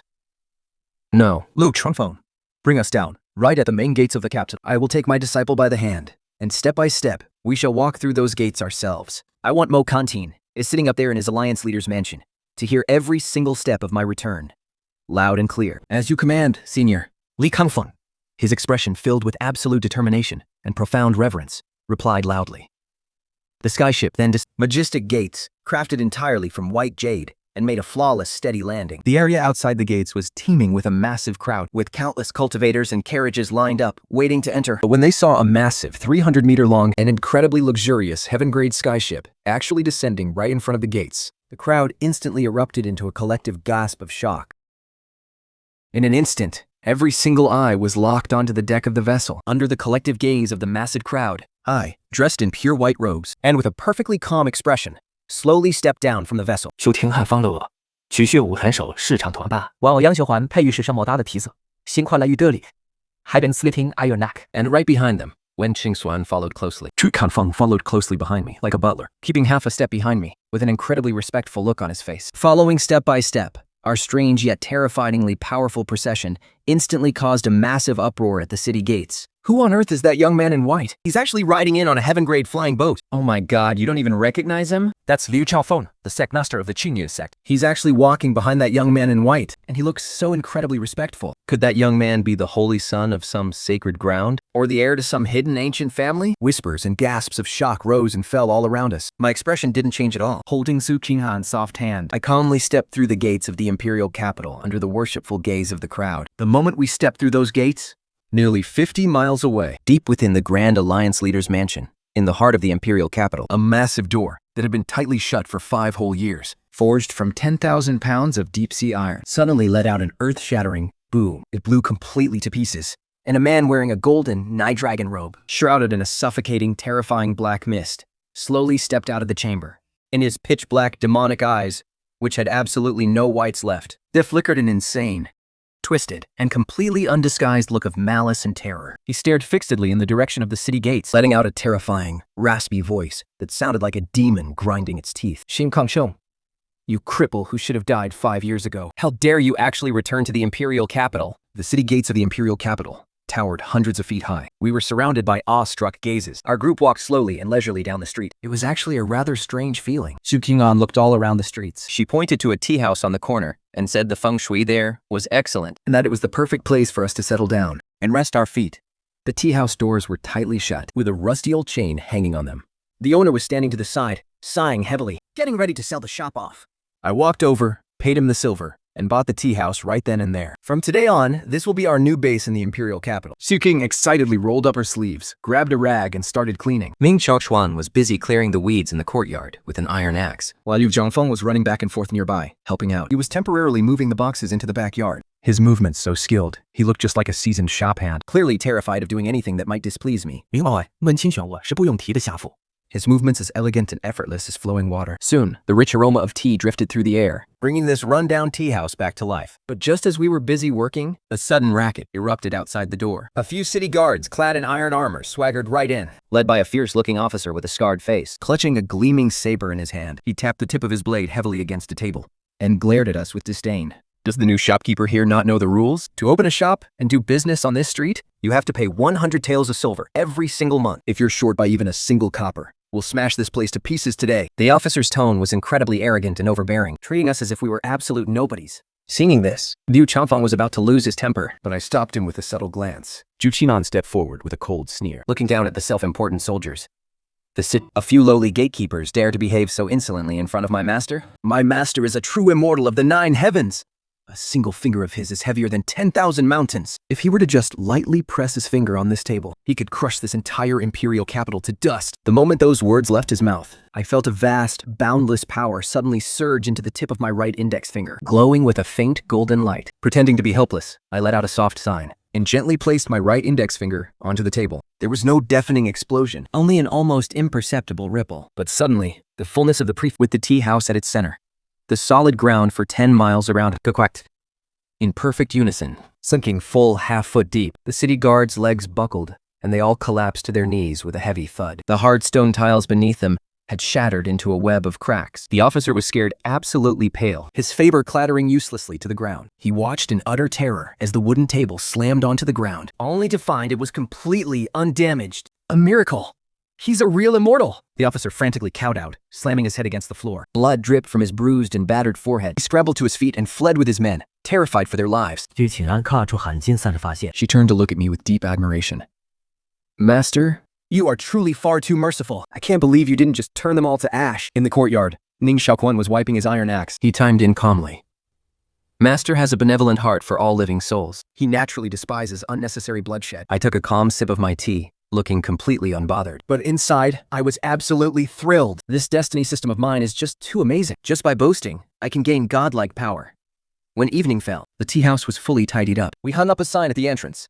Qingfeng The House. Although it looked completely ordinary from the outside, it was actually a den of crouching tigers and hidden dragons. I busied myself in the kitchen, ready to show off my culinary skills to my disciples. With the power of supreme creation, even cooking like a god of cookery became a form of spiritual cultivation. Before long, a table of mouth-watering dishes was served. The rich aroma drifted right out of the window, causing passers-by on the street to stop and peer inside. But as we were eating, The sound of a zither drifted in from outside. The melody sounded incredibly mournful, filled with a sense of helplessness and deep sorrow. That lingering pain seemed to hang in the cool night breeze. Curiously, Su Qinghan poked her head out the door. On the stone steps outside, a young girl in thin clothing was sitting, cradling a worn-out zither. Her eyes were covered with a strip of white cloth, revealing that she was completely blind. Her slender fingers gently plucked the strings, while wet, tear tracks still stained her cheeks. Nearby, a few drunk, wealthy playboys were surrounding her, aggressively groping and harassing her. Filthy words spewed from their mouths as they tried to drag her away by force. "Hey, little beauty, why play your music out here? Come back and have a drink with us. We'll make sure you live a life of luxury." The fat leader of the group sneered with a greasy, disgusting grin, clutching the broken zither tightly in her arms. The blind girl desperately shrank back into the darkest corner. "Please, I beg you, spare me. I'm only performing here to save up for my medicine." Su Qinghan couldn't stand to watch this for another second. Slamming her hand on the table, she bolted toward the door. Those blind, low-life scumbags again. Today, your grand mistress is going to tear them to pieces. I reached out, gently holding my little disciple back. With a calm smile, I slowly stood up. "Kina, we must always act with reason. We shouldn't resort to violence at the slightest provocation." I took slow steps out of the tea house door. My white robes fluttered gently in the cool night breeze. I looked at those drunken, wealthy young lords and spoke in a quiet, deadpan voice. "Gentlemen, you are ruining my disciple's dinner. Get lost right now, and I might just let this slide." The fat bully turned his head, squinting at me with contempt. Seeing the dressed in simple white robes and looking completely harmless, he burst into a mocking, arrogant laugh. "Where did this pretty boy come from? How dare you stick your nose in my business?" With a wave of the fat man's hand, his thugs brandished their wooden clubs and charged straight at me. Seeing this, Su Qinghan stood at the door with her hands on her hips, shouting proudly, "My master's thither skills are unmatched in the entire world!" With just a single pluck of his fingers, everything in heaven and earth will grind to a halt. Even the gods would drop to their knees to obey him. As my little disciple bragged with absolute confidence, the worn-out zither in the blind girl's arms suddenly rang out with a crisp, magical note, radiating a soft, pure light. I reached out and gently took the zither from the blind girl. Under the pale moonlight, I swept my sleeves back, sat down, and rested my fingertips on the worn, rough strings. I offered the fat bully and his men a faint smile. "Well then, allow me to gift you all a melody of the gentle breeze." I gently plucked a single string. Zing! A crisp, resonant note echoed through the air. The sound wave transformed into an invisible ripple, instantly sweeping across the entire street. In that split second, time itself seemed to freeze. Falling leaves hung motionless in midair. The fat bully and his thugs froze instantly. Locked in their ridiculous poses, they couldn't budge an inch. Their eyes stretched wide, filled with sheer terror. Yet they couldn't even twitch a single hair. Only their minds were left racing in sheer panic. This kind of power was absolutely unheard of. Slowly, I plucked the string once more. A gentle breeze swept softly through the air, sending the thug and his men flying backward in an instant. They crashed heavily into a trash pile over 100 meters away. Slowly, the frozen street began to move again. Fallen leaves drifted quietly to the ground. If my mystical melody had never even played. Its breathtaking power lingered deep in everyone's heart. The blind girl sat there on the ground, completely frozen. She couldn't see what had just happened, but that soul-stirring melody made her entire body tremble with awe. An immortal! He must be a god. With a heavy thud, the blind musician fell to her knees and began kowtow enderfully in my direction. Tears soaked through her white veil as I reached out and gently helped her up, sending a strand of my spiritual energy into her eyes. I discovered that the meridians in her eyes were completely blocked, and she had been poisoned with an incredibly rare toxin. "Miss, your eyes. They've been afflicted by a highly unusual poison. Your blindness isn't something you were born with. It was caused by a toxin." "You weren't born blind?" I said softly, and led her onto the tea house. Wen Qingxuan quickly brought over a bowl of warm water. Looking at the poor blind girl, his eyes filled with deep sympathy and pity. Qingxuan spoke to her in a gentle, comforting voice. I pulled a golden needle from my robe and gently tapped the pressure points around her eyes, letting a surge of healing, vibrant life force flow slowly into her meridians. Within just a few moments, the blind girl felt a soothing, cozy warmth enveloping her eyes. The bone-chilling pain she had endured for so long vanished without a trace in an instant. "You can take off the white veil now," I said with a warm smile, pulling my hand back. Trembling, the blind girl slowly raised her hands and gently peeled away the white veil covering her face. The moment she opened her eyes, a vibrant, brilliant light returned to her clear, beautiful eyes. She stared at the bright, glowing lights around her, then at my warm, gentle smile, and finally at Su Qingyan, who was watching curiously beside us. She froze, completely stunned. I can see." Crying tears of sheer joy, she sobbed aloud in disbelief. Once again, she threw herself to her knees before me, kowtowing repeatedly with heavy thuds. "Thank you, benefactor. Thank you for saving my life. My name is, For the rest of my life, I want to serve you. I will do anything to repay your kindness, master. I will serve you for the rest of my life." Smiling, I gently helped Yet at her feet, but as I did, My eyes caught an ancient longevity lock hanging around her neck. My eyes instantly narrowed. Engraved on that lock, in powerful, bold strokes, were 2 words. Lai Yan. This was clearly the token of my former top general, the Sword King Lai Yang. Yeah, where did you get this longevity lock? I asked, my voice dropping to a serious whisper. If you touched the lock around her neck. Her eyes turning red as she lowered her head. My daddy left this for me, she whispered. He said his name was Shen Liang. 5 years ago, he went to fight in the Great War. And he never came back. After that, the Alliance leader's men raided our home, and I was forced to wander the streets, with nothing but my zither. Hearing this, Lin Tixuan covered her mouth. Tears streaming down her face. Oh my god. Uncle Lian's daughter has been reduced to begging in the imperial capital all this time. I closed my eyes and took a deep breath, a fierce rage erupting in my chest once more. Back then, Liang sacrificed his life to protect me while I was meditating. Only to be backstabbed and killed by Mo Kantian. And now his only child was driven to blindness right here in the imperial capital. Mo Kantian, you absolute beast. Just how many unforgivable sins have you committed? Yeah, from this day on, you will follow me. Yeah, from this day on, you shall train under me. I opened my eyes, looked at her, and said softly, your father was a hero of this world. His daughter must never suffer another moment of injustice or humiliation. You stared at me in a daze. Suddenly, as if guided by fate, she fell to her knees. Yao pays respects to master. I promise to train with all my heart. Ding! Congratulations, host, on successfully recruiting your 3rd disciple, Ya. Your cultivation has risen to the early Heaven Man realm. You have acquired the god-level zither skill, 9 Heaven's Jade Tail Melody. In an instant, The vast golden divine sea inside my body underwent a sudden, violent transformation, turning into a boundless infinite sea of 9 heavens tribulation lightning. The Heaven Man realm, in this vast martial world, had not been achieved by anyone in over 500 years. Yet, with just a few simple words, I had effortlessly crossed this insurmountable barrier. The youth stood to the side, watching me, her eyes filled with an unspeakable, deep-seated awe. To her, the aura radiating from her master was more blindingly brilliant than the sun itself. Master, you must be a god descended from the heavens. Even the very air around you seems to back away in respect. Bowing down before your presence, as my little disciple showered me with praise, The void around my body trembled slightly, surging with a quiet power, and the violent, overwhelming pressure of the Heaven Man realm instantly vanished, leaving not a single trace behind. At that exact moment, the spiritual energy between heaven and earth actually materialized into blooming flowers. They hovered and slowly drifted all around me, sending out a sweet, so soothing fragrance. I couldn't help but rub my nose in sheer disbelief. It looks like my life of bluffing to recruit disciples has taken a wild, magical turn, and there is no going back now. Over the next few days, business at the Breeze Tea House was pretty slow, but we were perfectly content, and every day was filled with absolute joy and laughter. Yu was an incredibly sharp kid. Although he had never trained in the way of the sword, his talent with the zither was a terrifying 1 in a million gift. I passed down the 9 heavens jade melody to him, and he sat in the backyard every day, cradling that old zither and practicing tirelessly. Every single note he played hummed with the faint rumble of thunder. Meanwhile, Sukin Khan kept practicing her signature strike, the startled swan, out in the courtyard. Now every time she thrust her blade, it would slice clean through the air, leaving a visible scar in the void. As for Ning Xiaoquan, he was a total training maniac. He was in the woodshed every day, sweating buckets, singing his heaven-splitting axe so hard, it actually tore tiny pitch-black tears in the fabric of space. The sheer progress of these 3 disciples. If the sex in the outside world ever found out how fast they were growing, their jaws would probably hit the floor. And me? My only job was cooking up delicious meals every day. But then, with only 1 month left before the Grand Assembly, the atmosphere in the imperial capital grew incredibly tense. Powerhouses from all the major sects started pouring in, and the streets were crawling with armed cultivators. Then, one afternoon, the front door of our tea house was violently kicked open. Dozens of martial artists dressed in black filed in with icy glares. Their temples bulged with raw power, and they carried heavy steel hammers. One look was enough to tell they were elite masters of external martial arts, each radiating a formidable surge of spiritual energy.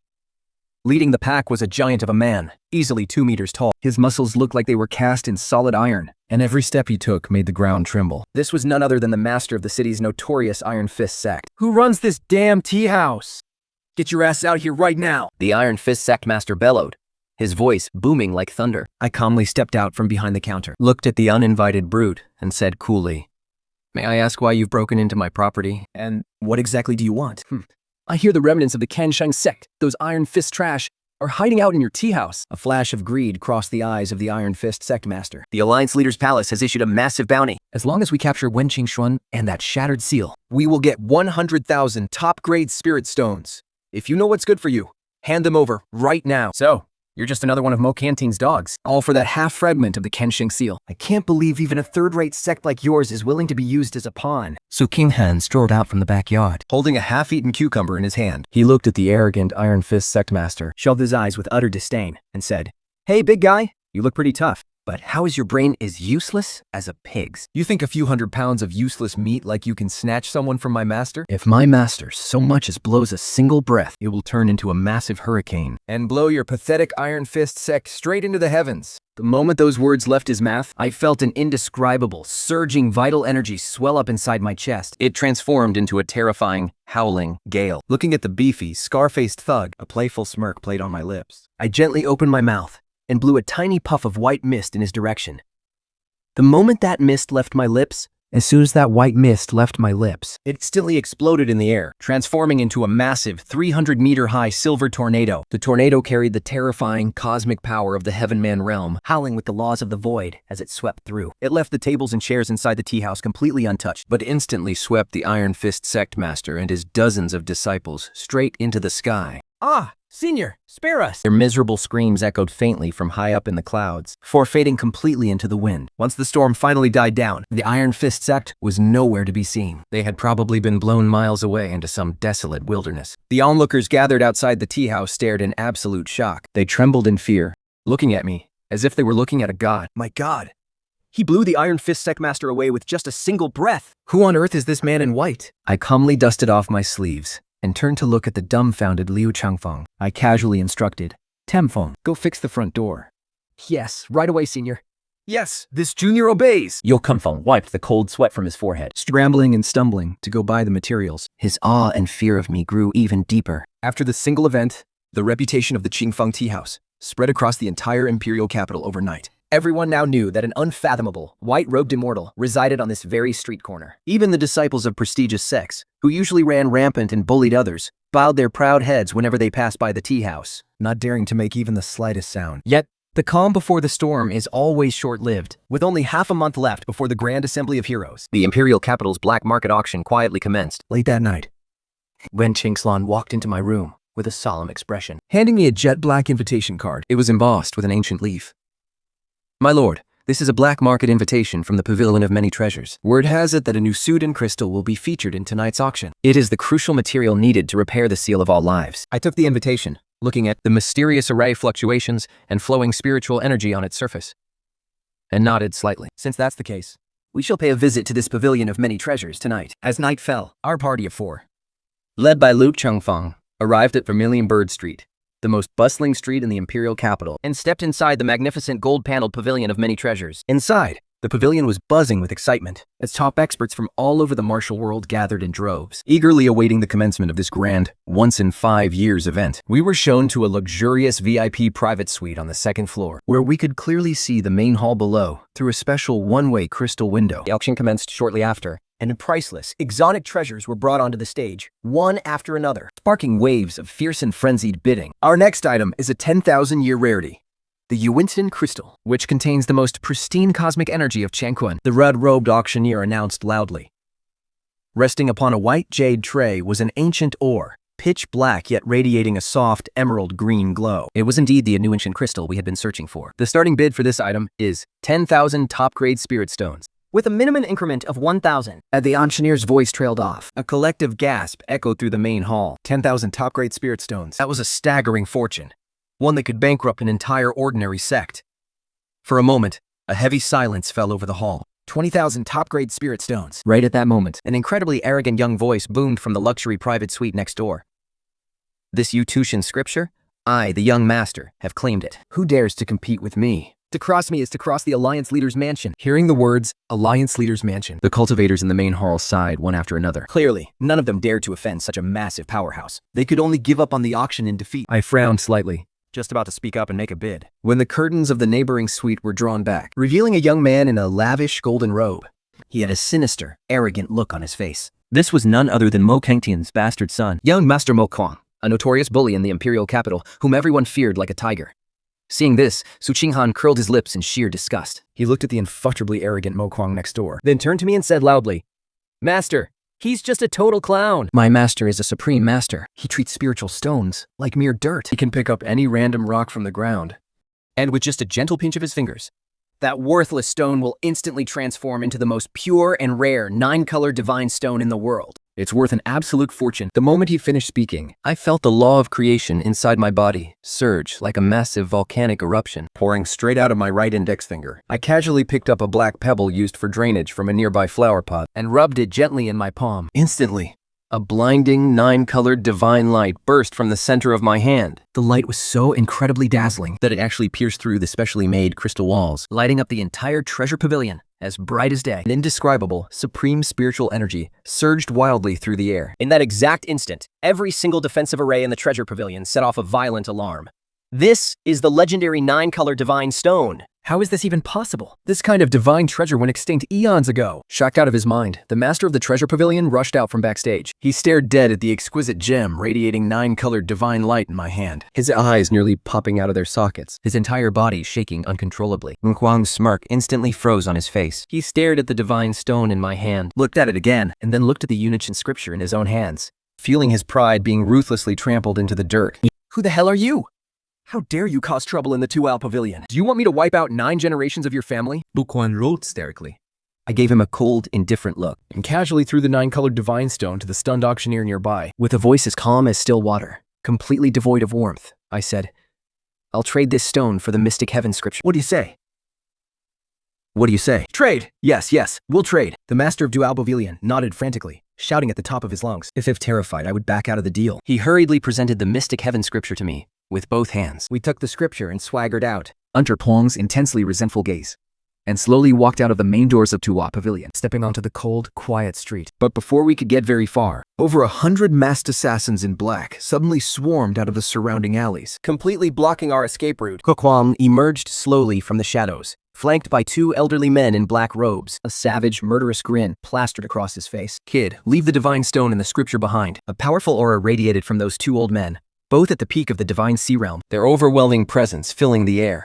They were clearly deathbound experts secretly trained by the Alliance leader's mansion, who specialized in robbing and murdering people for their treasures. Ming Shaquan took a step forward and gripped his iron axe tightly. A flash of unprecedented coldness and fearless resolve in his eyes, ready to cut them down for his master. Aya also tightly hugged the ancient cither in her arms. Looking at those 2 arrogant old men, she turned to me and shouted, Master, these villains really don't know their own limits. Just one song, you can bring peace to the entire world. A few casual plucks of your strings, and the notes will turn into 10,000 divine lightning sword Q, shredding these scumbags to pieces. As my young disciple Ayo showered me with praise, I felt the melody of the 9 heavens jade thunder instantly click in my mind. Perfectly mastered. The celestial thunder ocean inside my body began to boil with power. Remaining perfectly calm, I slowly pulled that worn-out zither from the void. Stepped my sleeves back, and sat cross-legged in midair above the cold stone pavement. since my disciple wishes to hear me play. Then today, I shall play a funeral dirge just for you. I violently plucked a string with my index finger. Clang! A sharp, high-pitched note rang out like a bolt of 9 heavens' divine thunder striking the earth, suddenly exploding across the night sky, deafening everyone in its wake. the very instant the note left the strings. 10,000 golden lightning swords she, each as thick as a water barrel, materialized out of thin air. Each and every one carrying the raw power of divine sword intent, the supreme law of absolute destruction. 10,000 golden beams rain down, blotting out the sky. It completely dyes the sky within a 5-mile radius into a brilliant, blinding gold. No, this is impossible. You're a supreme master of the heavenly realm? The 2 black-robed elders at the peak of the divine sea realms shrieked in absolute despair. The lightning sword roars past, Giving them absolutely no chance to fight back. In an instant, Mo Kuang and the 100+ elite shadow guards he brought from the Alliance Master's mansion are reduced to ashes in the blinding golden lightning. Not even a single speck of dust was left behind in this world. The night sky falls silent once again, leaving only a thoroughly devastated ground as proof of the miracle that just occurred. 6天房恩问秦宣斯坦土的赛。 Completely petrified. Master's divine power is unrivaled under heaven. Wen Qingxuan falls to his knees with a thud. His clear eyes filled with fanatical adoration. It's as if he's witnessing the return of the god of war from all those years ago. I slowly put away my ancient zither and stand up. looking at the ashes on the ground. I dust off my sleeves. My expression as calm as if nothing had ever happened. Go back to the tea house. I hold Su Qing'an's hand, and with my 3 disciples and 2 attendants in tow, We leisurely head back to the Qingfang Day House. over the next few days, the imperial capital is thrown into a complete frenzy. The young master of the Alliance Master's Mansion, Mo Kuang, and 2 peak Divine Sea Realm Masters have vanished without a trace. They didn't leave behind a single clue. Inside the Alliance Master's mansion, Mo Kanting is absolutely furious, sending out every last informant to search the city. The entire Imperial capital is instantly on edge, The atmosphere suffocatingly tense. Meanwhile, we are enjoying the peaceful, carefree life of ordinary mortals back at the tea house. I used the myriad creation technique to perfectly fuse the Unitarian scripture into the fragments of the seal of all living beings, causing starlight to surge upon the broken jade seal. Its core laws are constantly repairing themselves, And my own cultivation rises along with it. saintly reaching the peak of the heavenly realm. 3 days before the assembly of heroes, I decide to take my disciples to the slums of the imperial capital to buy some fresh vegetables and take a look at life at the very bottom of the city. Walking through the dark, damp, narrow alleys, We are surrounded by beggars in tattered rags, emitting a foul, sour stench. Xu Qinghan looks at these people with deep sympathy. Suddenly, my eyes caught a figure at the corner of the street. A legless, filthy old beggar huddled in the dirt. He was covered in horrific scars and fresh wounds. He was scavenging through a pile of garbage just to find a scrap of leftover food. Even though his face was caked with filth and oozing sores, I recognized him instantly. This man was none other than Tai Zan, the Iron Spear King, the 3rd-ranked general who once served under me. Years ago, to cover my retreat, His legs were brutally crushed and broken by Mo Kantian. His meridians were completely shattered, reducing him to a broken man. I never imagined he would end up begging on the streets like this just to survive. Tai Zan, is that you? My voice trembled as I slowly walked over to him. I knelt down in front of the old beggar, my heart aching with profound grief and self-blame. The old beggar stiffened, slowly raising his head. The moment he saw my white robes and my familiar, commanding face, crowded tears instantly burst from his eyes. Master, is it really you? Taizan deserves to die. I've brought nothing but shame to you, master. The old beggar threw himself onto the ground, sobbing uncontrollably. his cries were so raw and agonized, they would break anyone's heart. Chu King and Ning Xiao's hearts ached terribly as they listened to his tragic wails. Watching this heart-wrenching sight, Su Qinghan and Ning Shakuan Felt tears welling up in their own eyes. This was the very first time they had ever seen their master show such profound sorrow and fury. Taizan, you've suffered so much. I reached out, gently pressing my fingers against his wrist. At that exact moment, the Day of Life from the Imperial Golden Chamber Sutra began to spin furiously in my mind. The golden sea of lightning within my body roared with thunder, and endless, revitalizing energy surged from my fingertips, pouring directly into Taizan's withered, frail body. It began to rebuild his broken bones and shattered meridians. Loud, snapping cracks echoed continuously, right before the utterly shocked eyes of Su Qinghan and the others. Taizan's legs, which had been completely useless for 5 whole years, began to regenerate right in front of them. Nourished by the absolute laws of the Tao of life, his withered, shriveled meridians Expanded, becoming far stronger and wider than they had ever been. In that single instant, his cultivation power began to surge back furiously. Within mere seconds, Taizian stood before me, completely healed and restored. A powerful aura erupted from his body, a mistakable strength of an early-stage divine sea realm master. with a heavy thud, he threw himself to his knees. Taizin bows to master.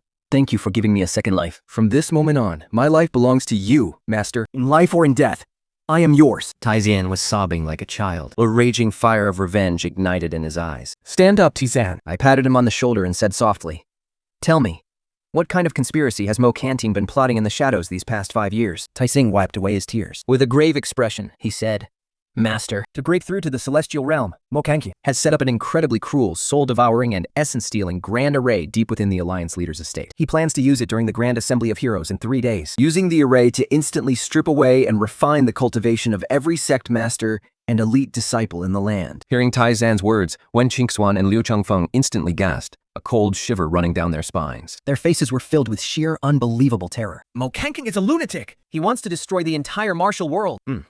A fool's errand. I let out a cold sneer. A terrifying, bone-chilling intent to kill flashed through my eyes. As long as I'm here, the sky will never fall. 3 days flew by, in the blink of an eye. On this cloudless morning, the atmosphere in the entire imperial capital reached its absolute peak. The Grand Assembly of Heroes opened with immense grandeur at 9 Dragons Square in the heart of the capital. Tens of thousands of powerful sect masters and independent cultivators from all over the martial world gathered here. Masters and rogue cultivators alike flocked to the venue, packing the entire square so tightly that not even a drop of water could trickle through. High up on a platform, in the center of the square, So, Kanting, draped in a golden 9-dragon robe, seated majestically upon a dragon throne. looking down upon the crowd like insects. Yet, within his pitch-black, demonic eyes, a chilling, sinister light flickered. The spiritual energy radiating from his body was already infinitely close to the celestial realm. I thank all of my fellow cultivators for gracing our Alliance Leaders' Grand Assembly with your presence today. Amplified by his spiritual energy, Mo Kanting's voice boomed across the square like a colossal bronze bell. Today, I shall announce a crucial matter that concerns the very destiny of our martial world. As long as we work together as one, We shall share the path to immortality. As his voice trailed off, The powerful figures of the major sects on the surrounding stands roared in agreement. completely unaware they had already stepped into a deadly trap, just as Mokantian was about to secretly activate the Soul Devore in grand array. A sharp, resounding cry of a phoenix suddenly echoed from the entrance of the square. The collective Qingfeng tea house cleared the path ahead. And clad in white, wearing pure white robes, with a calm, indifferent expression, accompanied by Su Qinghan. Accompanied by Ning Xiaokuang, Yu, Ta Jia, Wen Qingxue. I walked slowly toward the center of the square, my steady steps echoing with perfect rhythm. beside me, Liu Changfeng bellowed at the top of his lungs, instantly shattering the fake, peaceful atmosphere of the crowd. Shen Qingsheng, master of the Great Jianghu Salt Pavilion, has arrived with his disciples to pay his respects to Alliance leader Mo. This booming voice, amplified by his inner spiritual energy, Instantly echoed across every corner of the entire Kowloon Square. In an instant, the eyes of tens of thousands of cultivators locked onto our group. Shankanzhou, why does that name sound so familiar? Oh my god, I remember now. The great hero from 5 years ago. But wasn't it rumored that his meridians were destroyed, and he became a complete cripple? The square erupted into a deafening wave of whispers and chatter. High on the stage, Mokantian bolted upright. His eyes locked onto Taizan beside me, and then onto the object in my hand, which was emitting a faint, azure glow. The half-restored Kanshak seal. Shen Sheng. So, you really are alive. How dare you bring these remaining dregs to crash my grand assembly of heroes? His eyes burning with madness. Fellow cultivators, this man is driven by pure madness. Fellow cultivators, this man's the martial arts traitor who conspired with the Demon Clan 5 years ago. Join me, everyone. Let us strike him down together. 做康天是一样，学门里同事的图示。 Yet, the sect leaders in the stands exchanged hesitant and wary glances. They were no fools. Lately, they had all heard rumors of the white-robed immortal, who had wiped out the lying sect with a single strike. Seeing this, Su Shun burst into a mocking laugh. She pointed directly at Mo Kantian on the high stage, Her sharp, clear voice echoing across the entire square. Mo Kanking, You shameless thief. You stole my master's achievements and his sacred treasure. and now you dare to twist the truth here? Just your worthless, pathetic bones. How dare you bark in front of my master? My master is the absolute ruler of heaven and earth. With the mere flick of his finger, he can summon the divine thunder of the 9 heavens, turning it into a golden dragon to completely level your pathetic alliance leader's mansion. Beside her, Ning Xiaowan rested his massive iron axe on his shoulder and grunted, saying, with one finger from master, the heavenly tribulation descends. Ah, yeah, also clutched Zither, and added in a deep voice.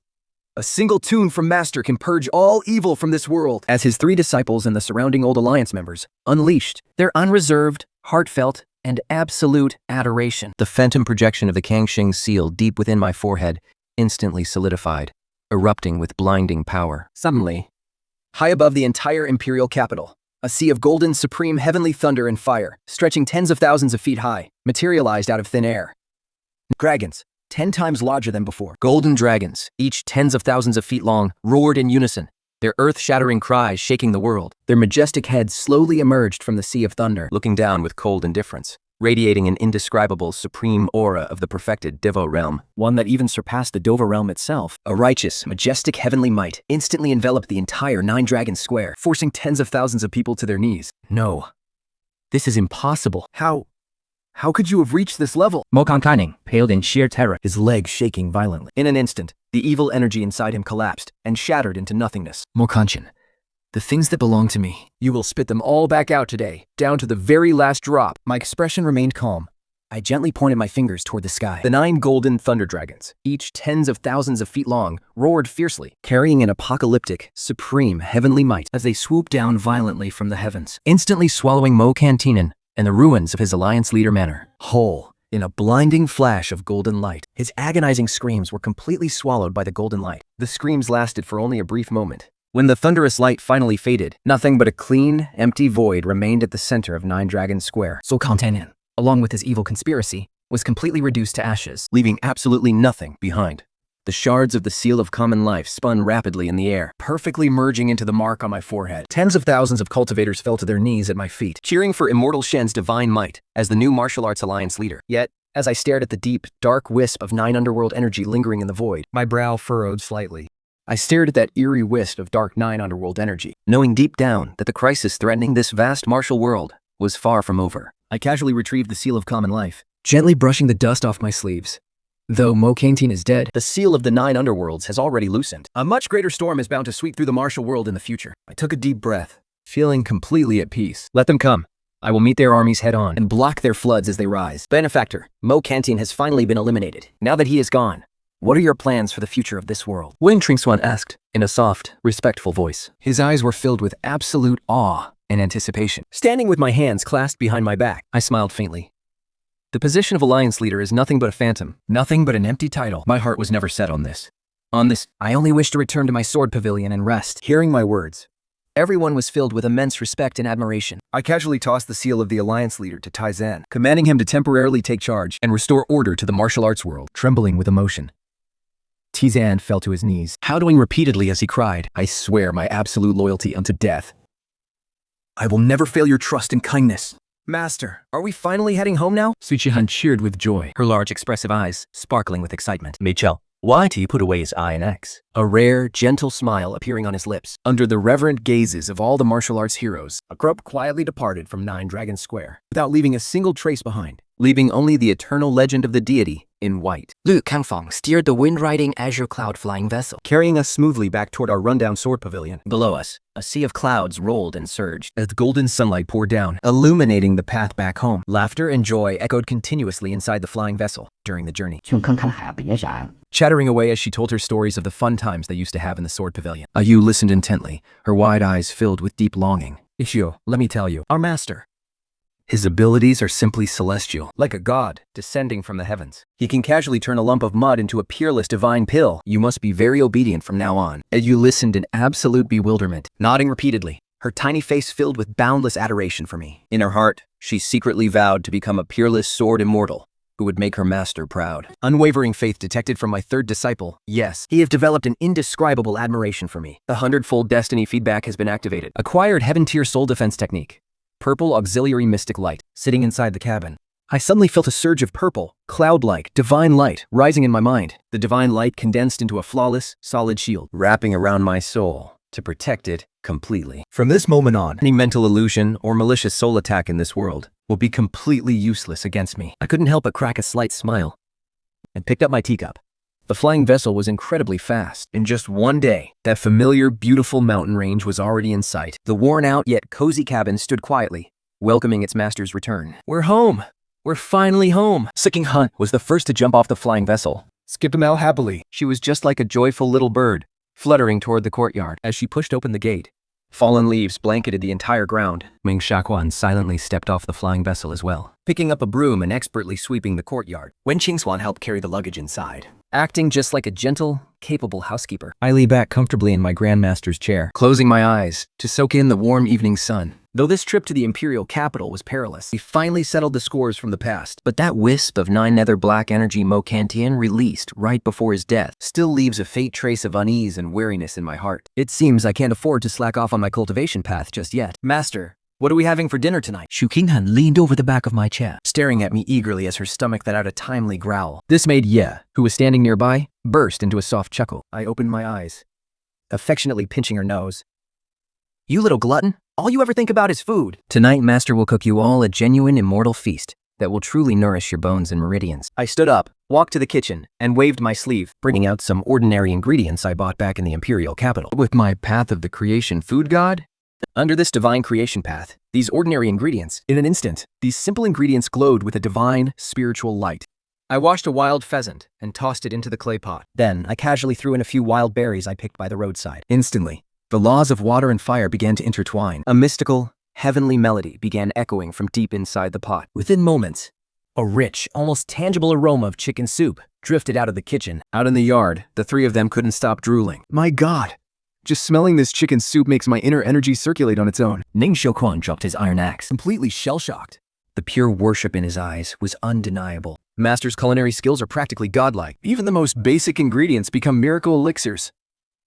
In his hands, Yagan agreed enthusiastically, her eyes sparkling with awe. ding! System alert. Disciples' extreme worship and flattery detected. Destiny feedback activated. Congratulations, you have received a 100-fold cultivation boost. Cultivation upgraded to the mid-stage Dova realm. I felt the spiritual energy inside me surge wildly once more. The stubborn bottleneck felt like flimsy paper. Shattered instantly by the raging energy. Now, with just a wave of my hand, endless spiritual energy bends to my will. I walked out of the kitchen, carrying the massive clay pot, and called them over with a smile to sit down and eat. The moment when Qingswan and Yu took their first sip, They froze in absolute shock, The soup melted on their tongues, bursting into pure, vibrant life force, surging through every single one of their meridians and bones. It felt so incredible they could barely hold back a groan of ecstasy. Benefactor, this soup is divine. It's fit for the gods of the highest heavens. Wen Qingxuan's face flushed with warmth, Her aura surging rapidly, and just like that, she broke through to her next realm. By the time we finished the meal, every one of my disciples had significantly upgraded and stabilized their cultivation. Little Yu's face glowed as she clutched her old zither,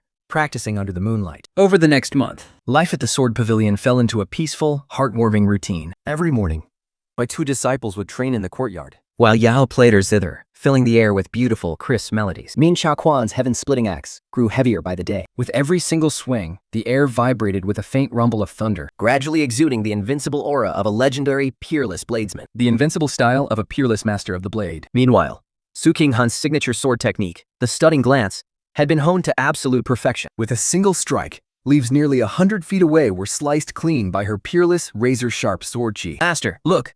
Does my strike show a hint of your legendary grace from back then? Shukhan sheathed her sword and stood still. Her beautiful face flushed red as she stared at me with wide, expectant eyes, practically begging for a compliment. I smiled faintly, gently shaking my head. You are still a long, long way off. Techniques are rigid, but the person wielding them must be fluid. Only when you can fight formlessly, where no style defeats all styles, will you have truly mastered the craft. Su Qinghan stuck her tongue out playfully And giggled sweetly. You're right, Master. In my eyes, Master, you are like the brilliant sun hanging high in the heavens, while we are nothing but tiny fireflies that could never hope to compare.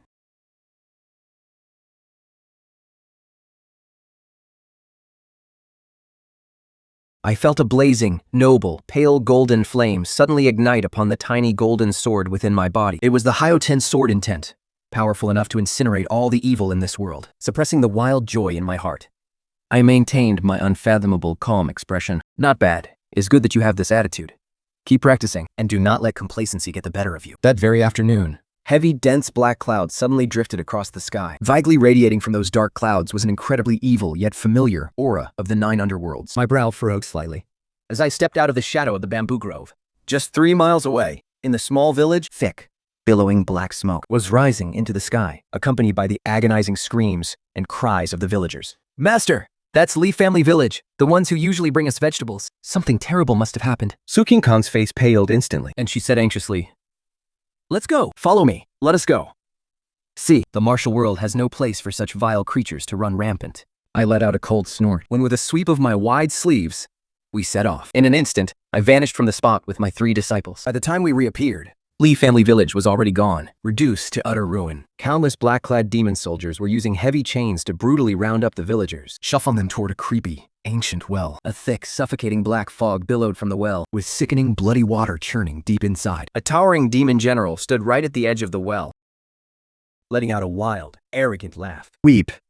Your wretched souls will serve as fuel to break my master's seal. Stop right there, you ugly monster. Don't you dare hurt anyone. Su Qinghan roared in anger as her autumn water sword flew from its scabbard, turning into a sharp, brilliant streak of green light, slashing straight toward the demon general's wrist. With a crisp, metallic clang, the demon general's massive blade was violently knocked aside. He stumbled back 3 steps, glaring in shock and rage at the petite figure blocking the woman. Where did this little brat come from? How dare you ruin my plans? Kill her! The demon general waved his hand, and dozens of black-clad demon soldiers brandished their long blades, charging forward like madmen. Min Shaoquan let out a cold snort, Stepped forward, and swung his iron axe violently upward. A fierce, platinum arc of light swept out like a crescent moon, the dozens of demon soldiers charging at the front. The very moment they touched that platinum light, instantly dissolved into black smoke, vanishing completely, before they could even let out a single scream. What? A descendant of the natural swordbone? A flash of sheer panic crossed the demon general's eyes. His entire body erupted with pitch black, violent demonic flames as he swung his massive blade and charged like a maniac. Just then, an incredibly ethereal and mysterious zither melody echoed through the air. It felt as gentle as spring rain. It carried the majestic, terrifying power of heavenly thunder that made the demons tremble. Bayu sat calmly on a clean blue stone, her fingers flying across the worn-out zither strings. A flurry of golden, lightning-infused notes transformed into a rain of swords, completely trapping the demon general. Damn it! How is there the 9 heavens thunder melody too? The demon general shrieked in agony under the downpour of lightning swords, the demonic flames enveloping him instantly snuffed out by the lightning. Terror and utter despair finally filled his eyes. These young people, they're clearly only in their teens. How can their power be this terrifying? They're like a pack of literal monsters. Ugly freak! Now you've seen how powerful my master is. He doesn't even need to lift a finger. With just a flick of ours, you're dead meat. A single sliver of my master's divine consciousness can transform into the greatest will in this world. Even the heavenly Tao itself must obey his commands. 修群衡不是定了他的。 Her little face beaming with pride. Dean, detected excessive flattery from your disciple. Destiny feedback activated.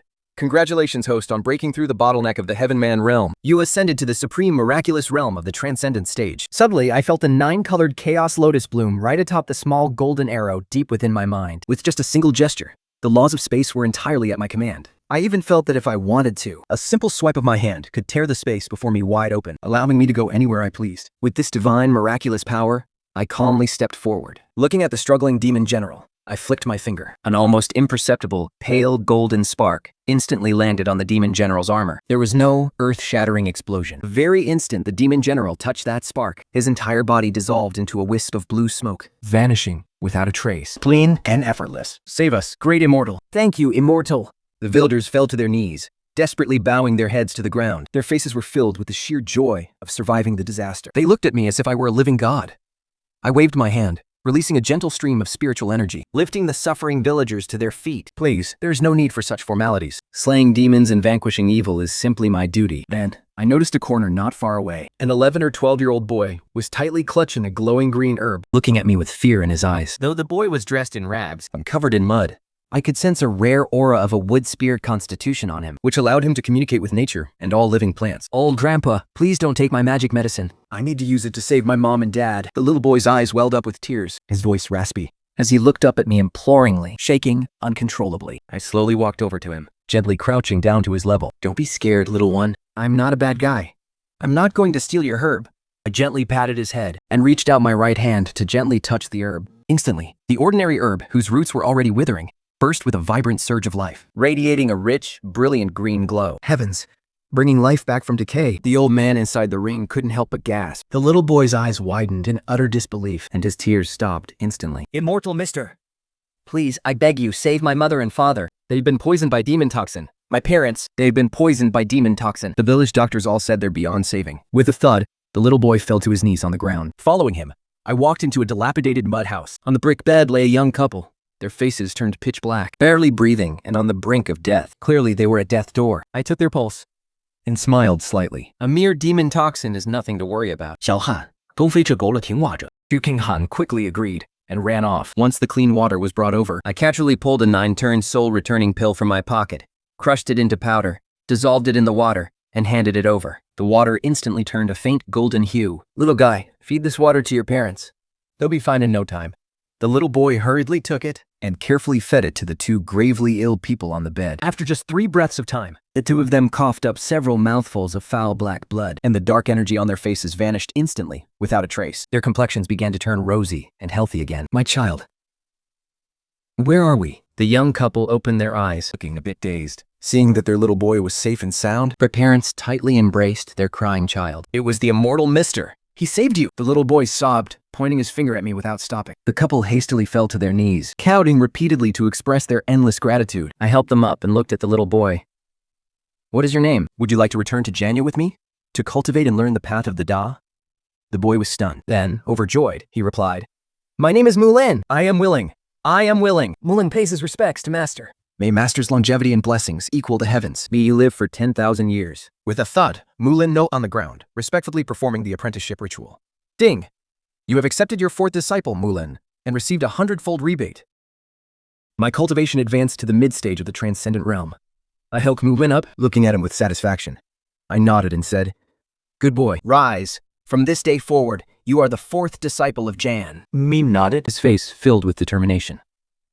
Yes, Master. Junior Brother Mulin. That's such a lovely name. Just hearing it, I can tell you have an incredible affinity with the immortal path. Xu King Han pulled Mulin over by the hand, smiling playfully. Don't worry. Senior sister will look after you from now on. Don't be afraid. Ning Shaoan also stepped forward, holding out an exquisitely hand-carved Yibun sword as a welcoming gift.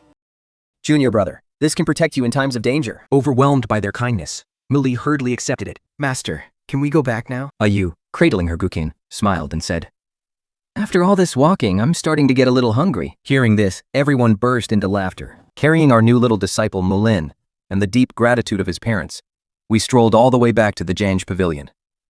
As the sun began to set, a mountain forest felt incredibly peaceful and beautiful. Over the next 2 weeks, The thin, busy little figure could be seen around Jiawan. every morning at dawn, Mulin would water the celestial herbs and spiritual plants in the backyard garden. He was extremely sensible. And strangely enough, Ever since Mulin arrived, the ordinary celestial herbs in the garden began to bloom with rich waves of spiritual energy in just a few days, growing more than 10 times faster than before. Even some rare, withered herbs that had been deemed dead under Ludwin's meticulous care, miraculously came back to life. This left Wen Qingxuan utterly stunned. Sinkish with sheer amazement. Master, junior brother Mulin is truly incredible. I swear, the moment he stands near the garden, all those plants and flowers start growing like crazy. It is literally like being reborn as an immortal, right? Right. Even the medicine Master brews is tasting sweeter and sweeter. Just one sip is enough to break right through our bottleneck. Su King joined in on the shameless flattery too. Ding! System detected a reasonable compliment from a disciple. Received 100-fold feedback. Congratulations, host. You have received the Supreme Wood Law. Your all-life's growth cultivation has skyrocketed to the transcendent serene stage. I felt a surge of 9-colored chaos within my body. The lotus instantly unfurled its vibrant green leaves as a rich, powerful surge of life force erupted outward. Even the air in the entire sword pavilion began to smell sweet. I leaned back in my Grandmaster chair, smiling helplessly. But deep down, I was incredibly satisfied with this law of creation. From now on, my spiritual energy will not only destroy my enemies, but can also save all living souls. Malone. Today, Master will teach you how to condense golden needles using your spiritual energy and perform supreme healing arts that can bring the dead back to life. I gestured for Muling to come over, smiling as I spoke. Muling rushed over in a hurry, his eyes shining with excitement. Yes, Master. Your disciple will study diligently. I promise to never let you down. And I will absolutely not fail your careful guidance. I nodded slightly, extending my slender index finger. With a gentle flick of my fingertip, slender, pale green divine needle, bursting with infinite life force, materialized out of thin air. It radiated an incredibly holy and noble light of the great Tao. Liling was utterly mesmerized. Instantly, countless mysterious acupuncture techniques and ancient formulas flooded into his mind. He immediately dropped to his knees, counting with deep admiration. Poor children always understand things better, making it hard not to feel a pang of sympathy for him. But now that he is under my wing, I will protect him and ensure he lives the rest of his life free of worries. But just as warmth filled the room, the sky ripped open without warning, revealing a pitch-black rift. A terrifying phantom of the 9 Nether Throne crashed down with a deafening boom right above the sword pavilion. Shen Kangshao, I, the king of the 9 Nethers, have come today specifically to take your head on your shoulders and reclaim the Kangsheng seal.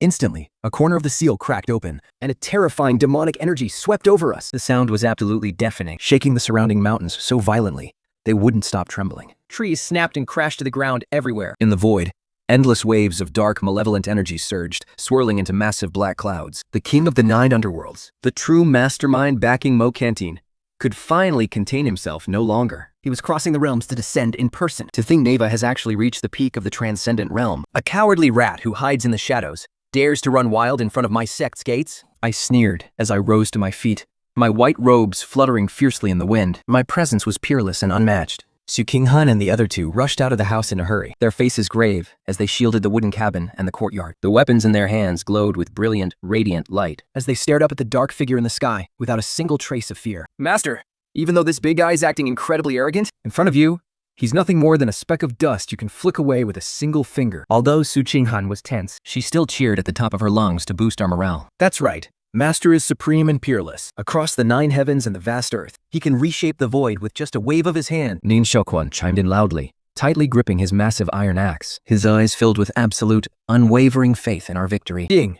System detected that the host disciples are facing a powerful enemy. They have generated absolute, ultimate reverence. Ultimate absolute worship detected, initiating 100-fold feedback. Sudback activated. Congratulations, host.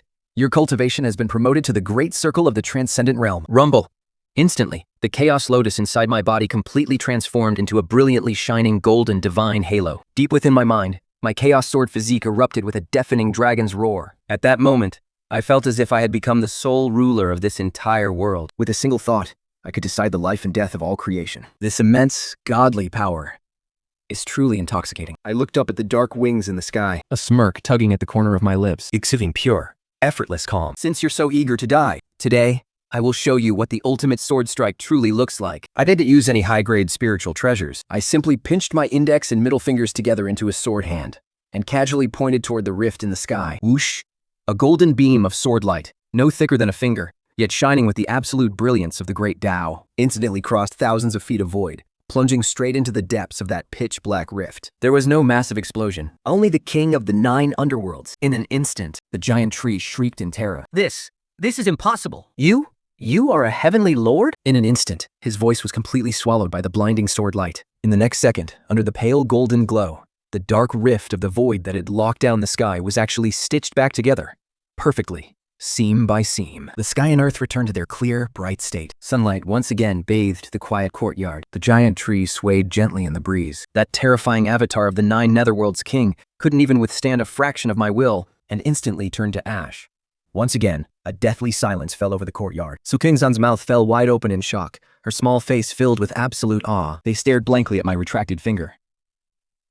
Master, that single flick of your finger. It was like you treated the sky itself as fabric and casually stitched it right up. That was incredibly cool. Su Qinghan was the first to snap out of it, jumping up and down in excitement. Mei Shaquan and Yi nodded in rapid agreement. The fire of adoration, in their eyes burning hotter than the sun. Tai stood off to the side, his entire body trembling uncontrollably as he shouted, "Master's divine power is unmatched!" Wen Tingshuan held the damaged seal of common people close to her chest, a beautiful, brilliant light shimmering in her eyes. Her beautiful eyes shone with a brilliant light as she murmured softly, "With Benefactor Shen here, the entire martial world is safe and sound. The demons will finally know true terror." I gave a calm, effortless smile as I lay back down in my bamboo chair. A mere parlor trick, nothing worth mentioning. As cultivators, you must guard against arrogance and impatience. Go back and continue your training. "Yes, Master," my 4 disciples replied in unison, their expressions solemn and determined. They went back to their respective tasks, cleaning up the courtyard that had been messed up by the overwhelming pressure. Watching their busy, hard-working figures, my heart was filled with absolute satisfaction. Walking the path of cultivation once more in this life, and having these sensible disciples by my side, is truly a great joy. But the one I just destroyed was only a sliver of the 9 netherworlds king's soul projection. To eliminate the threat once and for all, I must travel to the sealing core of the 9 netherworld abyss and suppress him for good. And to unlock the core of that primeval seal, I need to gather 3 ancient divine artifacts. Aside from the seal of common people, There is also the universe cauldron and the long-lost infinite Taiji sword. Lady Wen, do you happen to know where the universe cauldron might be located now? I turned my head and asked softly, "Where'd you end up?" I turned my head and asked Wen Qingshu beside me in a soft voice. His family had guarded the ancient secrets for generations.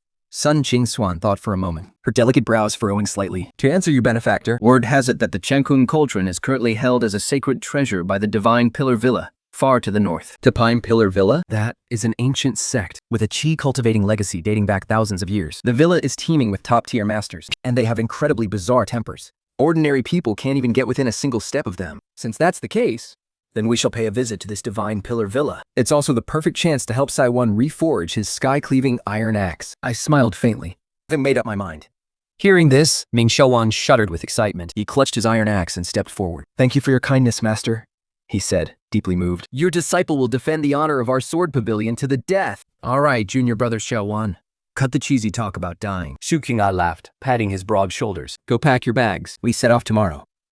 One early morning, we once again boarded our Qinyun Wind Rider flying vessel. With Yu Danfeng steering, we sped swiftly toward the north.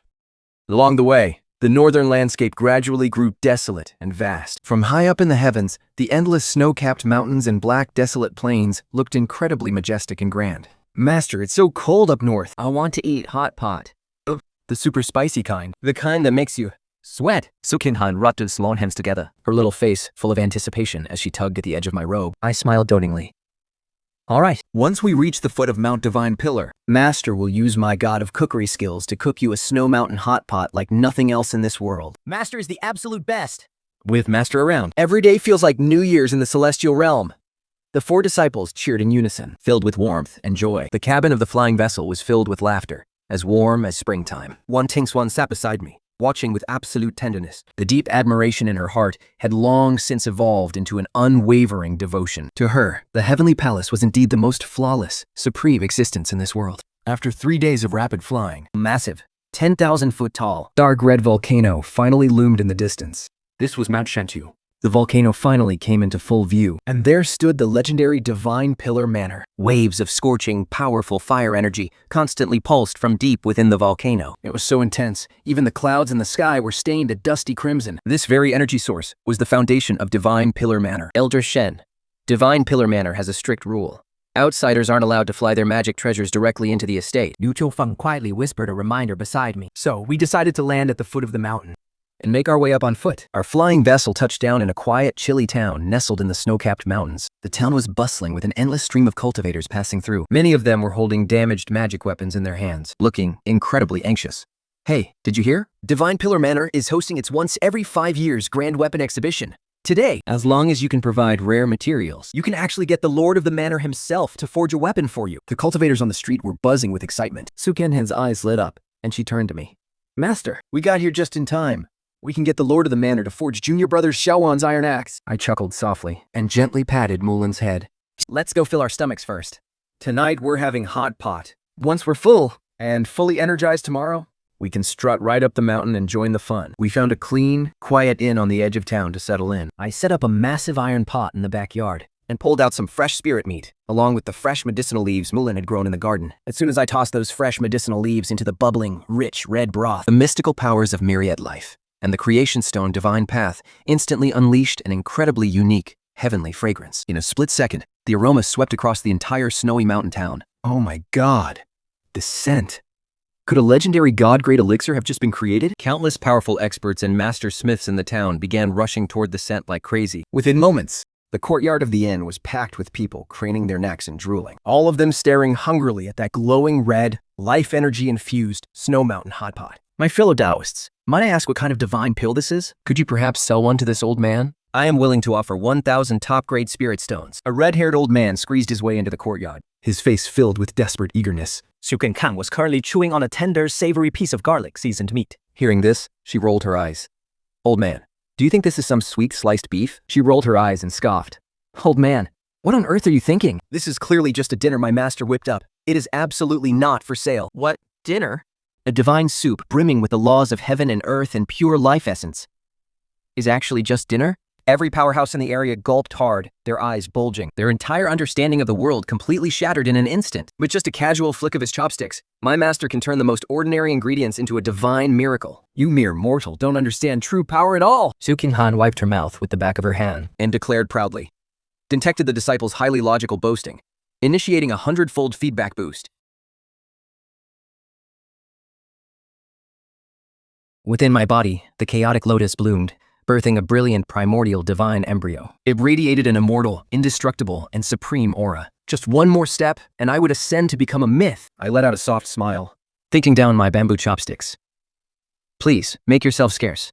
Do not interrupt our dinner. A wave of supreme, oppressive majesty swept outward, forcing every powerhouse to retreat in absolute obedience. That night, every powerhouse in the small town memorized the location of this shabby inn. They all knew that within its walls resided a mysterious young immortal, dressed in white, with black hair, exceptionally handsome, yet unfathomably powerful. Early the next morning, we walked unhurriedly through the falling snow, heading toward Divine Pillar Villa. The mountain path was incredibly steep, but the higher we climbed, the warmer it became. By the time we reached midway, it felt as warm as spring. The massive gates of Divine Pillar Villa were forged from 10,000-year-old dark steel, standing nearly 100 feet tall. It looked incredibly magnificent. A massive crowd had already gathered outside the gates, with countless powerhouses lining up, eagerly waiting to enter the grand assembly. Just as we were about to join the queue, a loud, arrogant voice barked from behind us.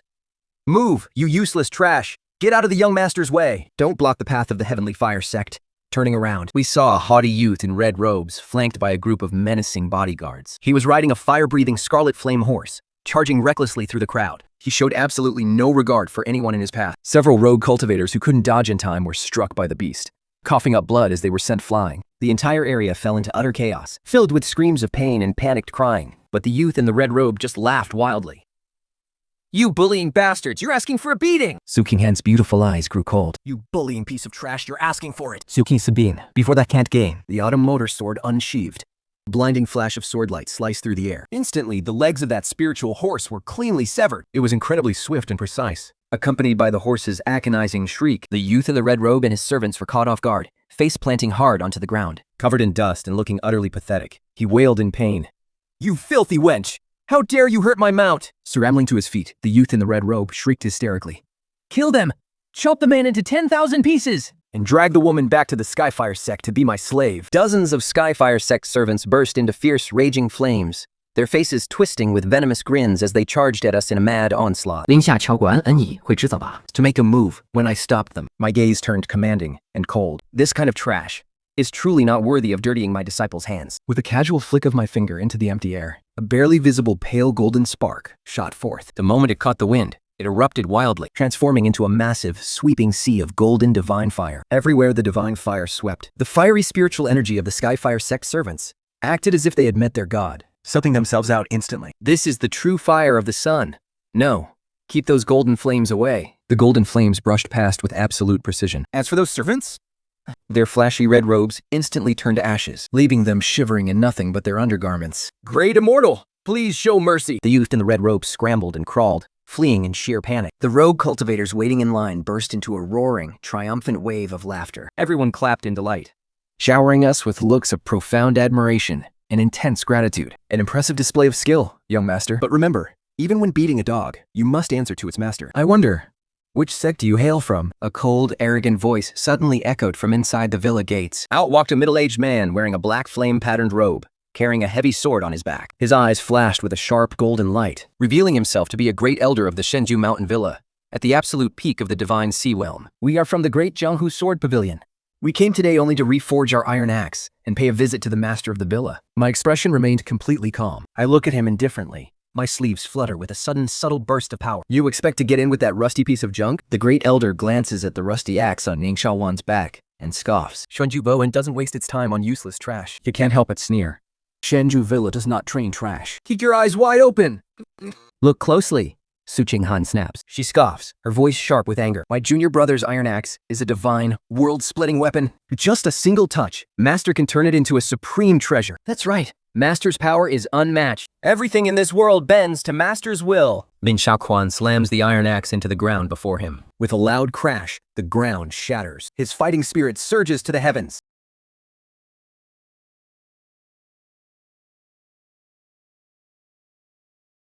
Suddenly, an ancient technique radiating golden flames floods my mind. In an instant, the secrets of forging countless ancient divine weapons are completely mine. Remaining completely calm, I stretch out my right hand. I gently place it on Ning Shaoquan's rusty iron axe. Since the great elder thinks this is just scrap metal, then today, I shall open your eyes. The divine dragon law inside me instantly activates. As my fingers gently slide across the metal, the rust on the old axe instantly transforms into a pure, dazzling golden light. With a deafening boom, a thunderous roar erupts from the axe, bursting with 10,000 rays of golden light. Right before everyone's eyes, that ordinary broken axe transforms into a high-grade creation divine weapon. Its divine power is absolutely overwhelming. On the edge of the blade, the golden patterns of two primordial divine dragons begin to emerge. Lightning crackles around it, releasing a terrifying aura that makes every flying sword in the area tremble violently, turning scrap iron into a divine weapon in an instant. Could this be the legendary, long-lost hand of God? The great elder's eyes nearly pop out of his skull. His knees go weak. Who dares to summon a primordial miracle here? A deep, fanatical voice booms from the depths of the villa as a searing, overwhelming pressure sweeps over everyone. The newcomer is the Lord of Senju Villa, Ti Kwang-tu. He has a wild mane of messy red hair and is completely covered in soot. His eyes burn with intense excitement. He's a renowned, transcended powerhouse who made his name long ago. To didn't even spare a glance for the first elder. He rushed forward, taking 3 steps in one, and with a heavy thud, threw himself straight to his knees right in front of me. His hands shook as he fell to his knees in front of me. His hands were trembling uncontrollably. Senior, please, I beg you to guide me in the supreme path of forging. I am willing to serve you as my master. The rogue cultivators and villa disciples in the crowd nearly had their eyes pop out of their heads. The high and mighty master of the villa actually got down on his knees the second they met, begging this young, white-robed sword immortal to take him. I simply offered a faint, calm smile. I helped Taekwondo up and said, "You're far too polite, Villa Master. Guiding you is too big a word. I came here today, hoping to borrow your villa's Chankung cauldron. I wonder if that would be possible." Did it Chankung cauldron? Taekwondo guessed, momentarily stunned. But he immediately slapped his chest without a second thought.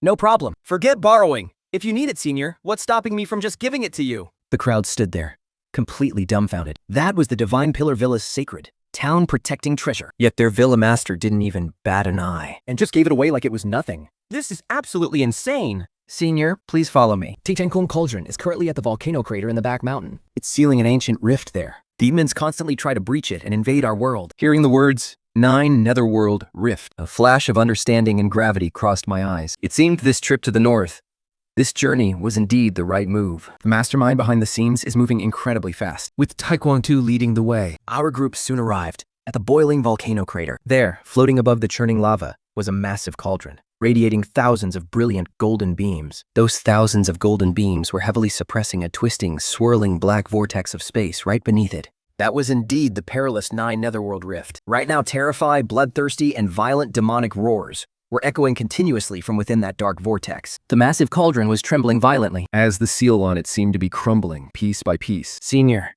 the seal is about to collapse. Taekwondo cried out, his face filled with anxiety and dread. An ancient archdemon is sealed inside. If it escapes, it will bring absolute ruin and unleash a bloodbath upon all living souls. An archdemon?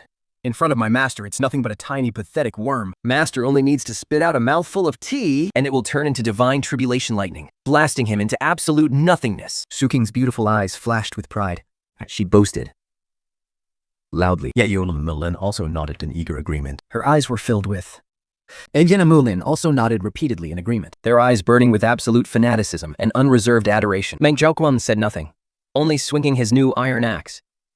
Indicated that the disciples' excessive worship has triggered a 100-fold feedback. Congratulations, host, on comprehending one of the ancient 9-word mantras, the Lin mantra. Its divine power shook the 9 heavens. I felt that deep within my mind.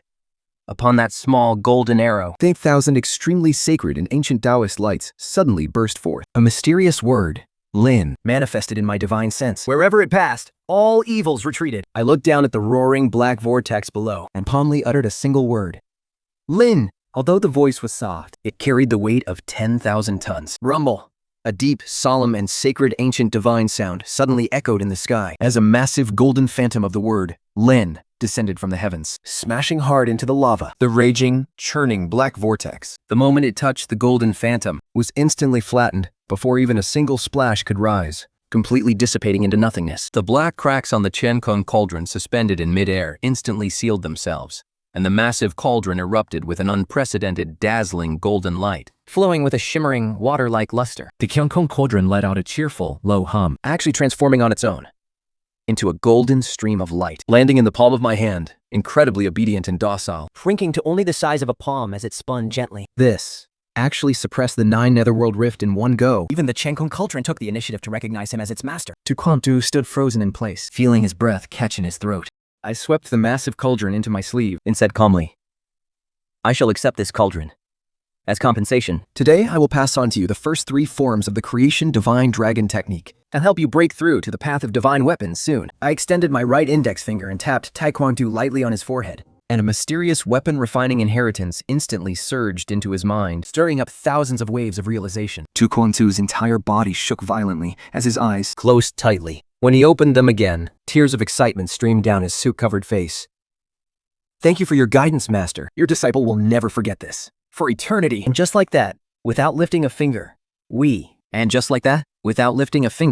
obtained the second sealed divine weapon, the Qiankun Cauldron, at the Divine Pillar Mountain Villa. This trip has been incredibly fruitful. Now the only thing left is the boundless Taiji sword, hidden somewhere in the vast eastern sea of Jidong. Once all 3 weapons are gathered, Biao Cataclysm can be sealed away forever, restoring eternal peace and justice to the martial world. Master, are we going to the sea next? I've never seen the ocean before. It must be so much fun. Chukik was still holding my hand, her big eyes filled with longing and excitement. Yes. Next, we head to the eastern sea of Jidong. I smiled, gently patting her little head. And while we're there, I'll whip up the most delicious steamed white squid feast in the world for you. Hooray for Master. Long live our amazing immortal master! The flying vessel set sail once again. Started by Yu Chanfang. It turned into a streak of azure light, cutting through the wind and waves as it soared toward the vast eastern sea. As the vessel left the northern lands behind, the snowy wasteland below gradually transformed into a lush, dense forest, until finally, the endless blue ocean stretched out before us. The air grew thick with a salty, humid sea breeze. At the edge of the endless sea, a mysterious island, shrouded in eternal lightning, slowly emerged. This was none other than the legendary Boundless Sword Island. The island was surrounded by massive golden lightning bolts, as thick as water barrels, crashing down relentlessly, completely isolating it from the rest of the world. If an ordinary cultivator dared to enter, they would be vaporized instantly. Dozens of massive iron warships were already anchored before the island's entrance. Tough masters from prestigious sects were waiting outside the lightning barrier, looking highly hesitant and anxious. The power of this boundless lightning barrier is just too terrifying. Even a powerhouse of the transcendent realm would turn to ashes if they tried to force their way through. Only the descendant of the primordial sword god, carrying the sword god's mark, can safely enter. The experts whispered and discussed anxiously among themselves. Right at that moment. Think at that moment. Feng steered our flying vessel to a smooth landing. Under the watchful eyes of the crowd, our group slowly stepped off the vessel and made our way onto the beach. Haha! Another bunch of beggars looking to die. Look, they're even carrying a rusty, broken iron axe. This is absolutely hilarious!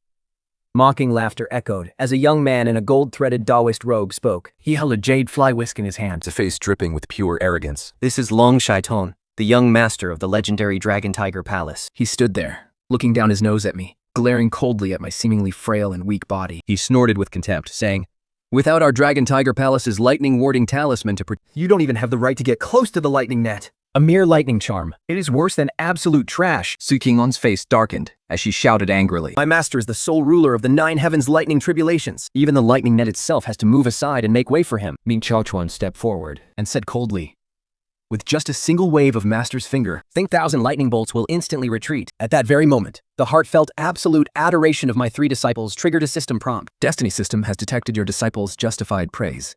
You have received 100-fold feedback. Congratulations, host! You have mastered the supreme laws of lightning. Your chaos tribulation cultivation has successfully ascended to the primordial myth realm. Deep within my body, I felt the golden divine embryo shatter its cocoon like a butterfly emerging to take flight. It transformed into a golden chaotic deity, looking exactly like me, shimmering with 9-colored divine halos. This unimaginable power made me feel that with just a gentle flick of my sleeve, I could instantly evaporate the vast ocean before my eyes. With my hands clasped behind my back, I took a step forward toward the raging lightning net. I didn't summon a single ounce of energy, nor did I use any techniques. I simply took a step forward. With a calm smile on my face. I walked, slow and unhurried, right into that violent, chaotic storm of lightning. Instantly, everyone held their breath. Under the disbelieving stares of the entire crowd, the very millisecond my toes brushed against the lightning, the raging golden bolts instantly turned, as gentle as a flock of sheep. They quietly parted and backed away. The violent lightning retreated in pure terror, clearing a massive, perfectly straight golden path, hundreds of feet wide, right across the surface of the sea for us. It led directly to the deepest depths of the boundless Sword Island. He actually made the eternal tribulations retreat? What kind of monstrous, heaven-defying supreme master is he? Long Shouten's knees buckled, and he fell heavily to the ground in sheer terror. His eyes were completely vacant, as his entire understanding of the world shattered into a million pieces. I didn't even spare them a single glance. Taking Chu Qinghan's soft hand in mine, I led my disciples, strolling casually and proudly down the golden path. Behind us, we left a crowd of frozen, petrified martial artists as we entered a towering, ancient stone temple situated at the very heart of the boundless Sword Island. In the center of the hall, a divine sword quietly floated in midair, radiating a mystical black and white Tai Chi glow. That was the ultimate goal of our journey, the legendary boundless Tai Chi sword. But the divine sword is wrapped in tens of thousands of dangerous, crackling lightning chains. Once touched, it will trigger the world-destroying heavenly tribulation, Master. Is this the divine sword? It looks pretty defiant. Think.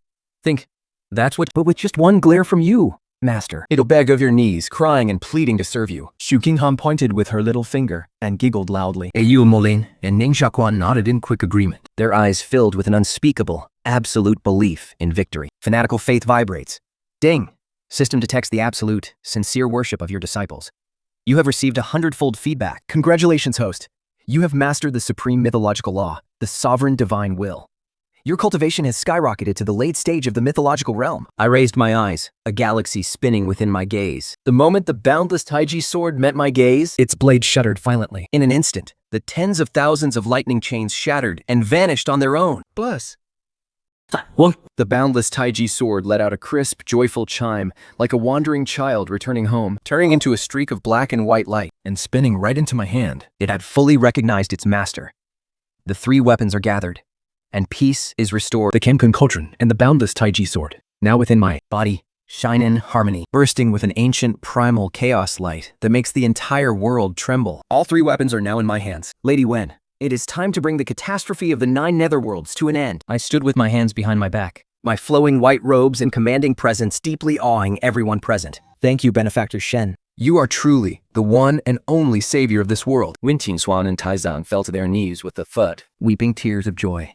their voices filled with absolute fanatical devotion. Master is invincible! Long live the Martial Alliance leader! Sink An and the other 4 disciples also cheered in unison, their voices shaking the very heavens. A warm and joyful atmosphere filled the divine temple. Just as we were about to set off for the heart of the sealing array, the abyss of the 9 netherworlds, the sky plunged into pitch-black darkness without warning.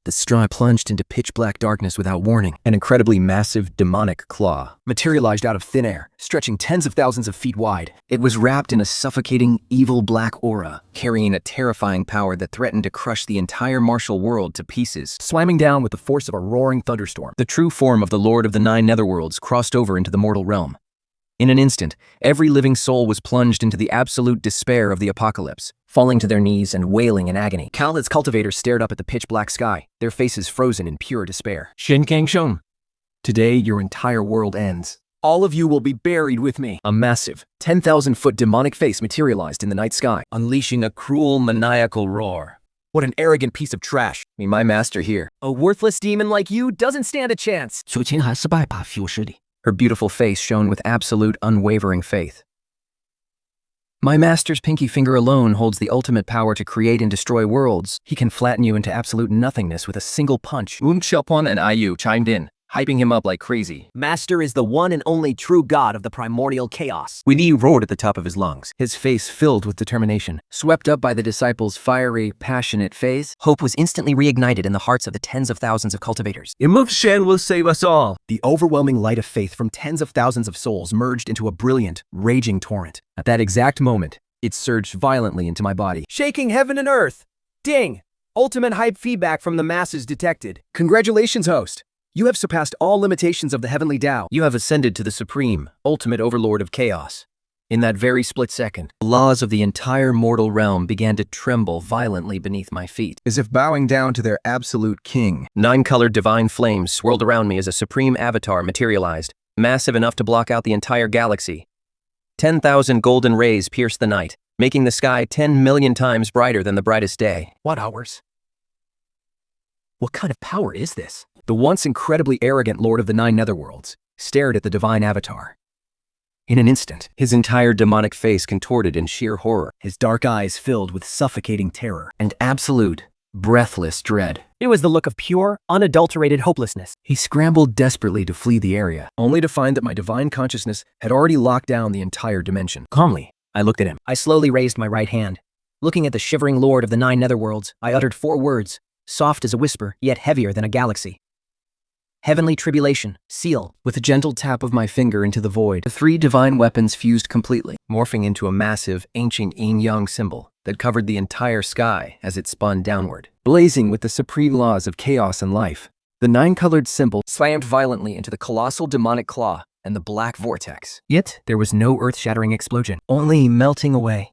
The terrifying power of the underworld lord and his tens of millions of demon soldiers. The very instant they touched the 9-colored divine light, were like snow under a scorching sun. They vaporized in an instant, vanishing completely, dissolved into absolutely nothing. And that wasn't all. The abyss of the underworld, once a torn and terrifying rift, under the crushing weight of the primordial Tai Chi diagram, was completely and permanently sealed shut at that very moment. With one final, desperate, terrified shriek, a howl of sheer terror and agony, an underworld lord was violently dragged back down to the deepest depths of the abyss, never to rise again for all eternity. Everything finally fell silent. The sky cleared, returning to a peaceful, brilliant blue. Golden sunlight broke through, warm and serene. A cool sea breeze swept across, leaving the air pure and pristine. Tens of thousands of cultivators from across the realm stood frozen in absolute disbelief. But the moment they realized they had been saved, they erupted into an earth-shattering roar of tearful, ecstatic cheers. Thank you, Immortal Shen, for saving our lives. Long live Immortal Shen! Long live the Sword Pavilion! The overwhelming, thunderous cheers echoed across the entire sea. Countless powerful masters fell to their knees, bowing down in deep gratitude. When King Swan and Taijian fell to their knees as well, tears of joy streaming down their faces. Looking up at my peerless figure dressed in white, they knew their savior had finally returned to the very peak of the world, saving all of humanity. My 4 disciples jumped around me in sheer excitement. Xu Xingnan tugged at my sleeve, her face blooming with a radiant smile. I knew it!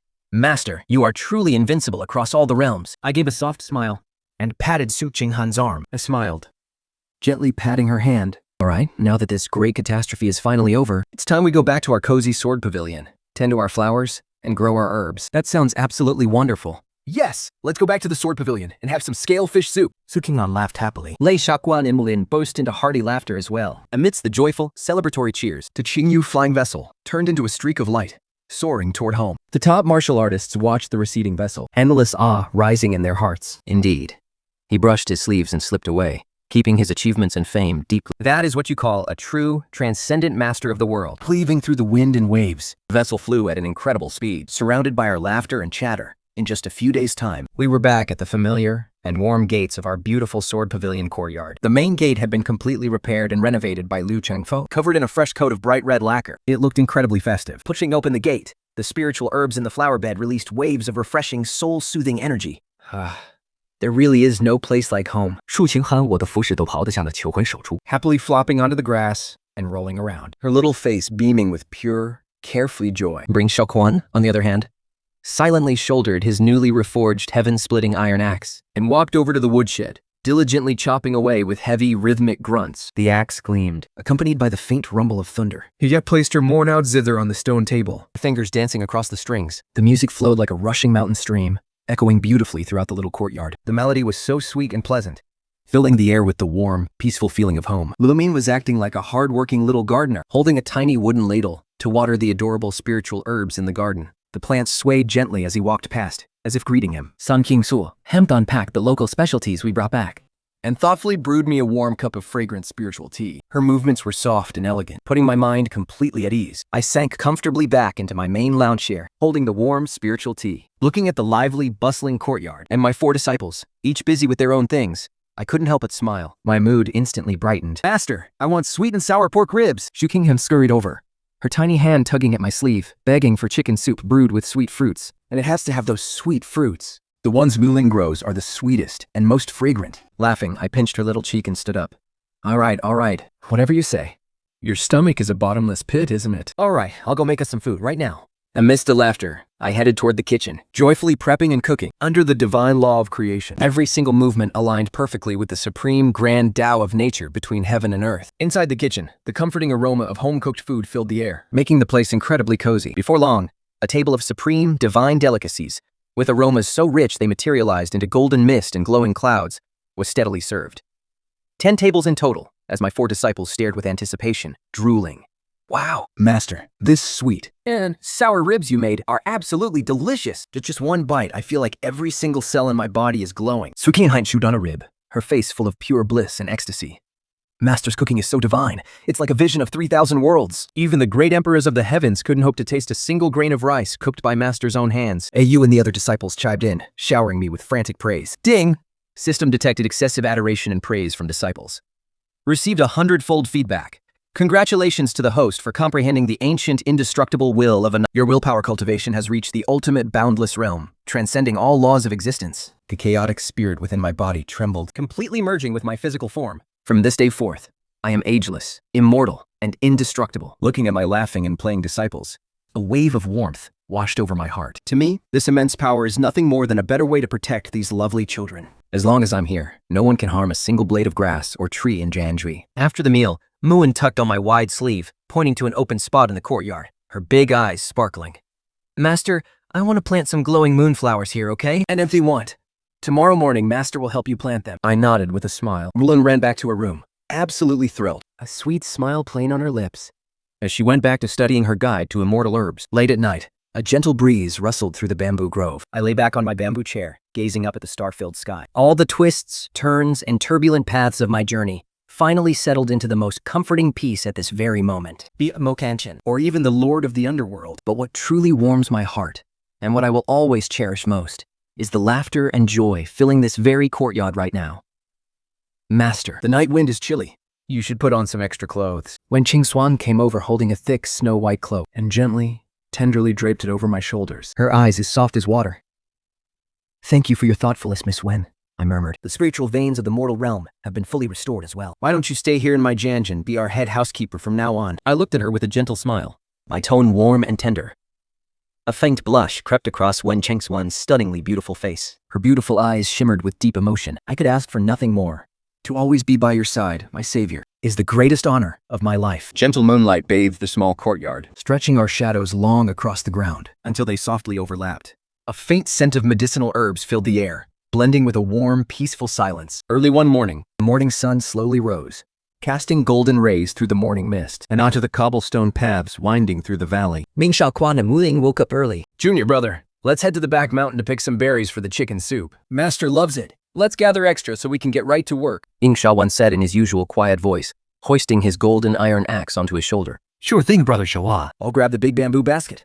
And can you ask eldest sister to come with us in a bit? Mu Ling giggled, tapping his own head, full of youthful energy as he cheered. Just then, Su Qinhan walked out of her room, stretching lazily in the morning air. What's all the shouting so early in the morning? Take me with you! Your eldest sister will show you how to catch those snow-white spirit pheasants. No playing around. Every time you play yours either. Every single spirit pheasant on the mountain gets blasted to a crisp by lightning. Then what are we going to eat? Su Qinghan burst into a hearty laugh. The courtyard instantly filled with a burst of warm laughter. I lay back in my rocking chair, squinting in the sunlight as I watched them play. I felt an overwhelming sense of peace and happiness. Go on then. Watch your step on the way, and make sure to come back early. Your master will whip up a grand chicken feast tonight. Long live master. We're off. The 4 disciples skipped and bounced around, completely full of joy. As they jogged out the main gate with their bamboo baskets, their happy laughter echoed far and wide across the valley. Wen Xingxuan stood by the door, smiling gently. These kids are so full of life. It is all thanks to your patient guidance and care, and how deeply you have loved and protected them, my savior, allowing them to live such healthy and worry-free lives. While I sip on spiritual tea and enjoy a moment of peace. Cultivation was never meant to be just endless bloodshed. Being able to protect this peace in the mortal realm forever. That is the ultimate purpose of my Shen Kangshon's cultivation. Wen Chengfan's beautiful eyes sparkle with admiration. She nods firmly. My lord, your heart truly embraces all living things. I could never compare to your greatness. To be able to stay by your side is truly the wisest decision of my entire life. System alert. Housekeeper Wen Xingxuan's admiration has reached extreme levels. You have received a 100-fold return. Congratulations, host, on obtaining the primordial supreme chaos golden armor divine physique. Your physical strength has been multiplied 10,000 times over. I smile inwardly. This incredible system doesn't just make me stronger when I take in disciples. As long as the people around me show sincere devotion and admiration, my power will literally have no limit. It is truly a cosmic miracle. As the sun begins to set, the sky is painted in brilliant hues of gold and crimson. From the distant mountain path, the cheerful laughter of my 4 disciples echoes once again as they return from a successful outing. The setting sun casts long, playful shadows of their figures. Master, we caught a snow rabbit, and look at how much we got. So many more. And tons of sweet berries. We even found a 10,000-year-old spirit ginseng along the way. Tonight, we are going to feast like kings. Su Qinghan rushes into the courtyard, her little face covered in dirt, clutching 2 fat rabbits in her hands. Her big eyes are curved into joyful crescents. Absolutely thrilled. Li Lin follows behind, his large bamboo basket overflowing with their harvest. All right. Go wash your face first. Look how filthy your clothes have gotten. Tonight, your master will cook you the most fragrant, spiritually rich feast this world has ever tasted. Long live our Middle Master. Long live the great Jianghu Sword Pavilion. Their joyful cheers echo through the beautiful valley, lingering in the air as fragrant cooking smoke slowly rises from the hearth. Whiffs of smoke curl toward the sky, accompanied by the gentle, melodious chords of a zither. Here, in the warmest and most peaceful corner of the Vice Jianghu, dressed in pure white, I look at my disciples with a gentle smile. My heart is filled with endless warmth. No matter how chaotic the world outside becomes, I remain completely at peace. As long as my disciples are by my side in this shattered yet warm sanctuary, these years of cultivation are a lifetime of perfect fulfillment.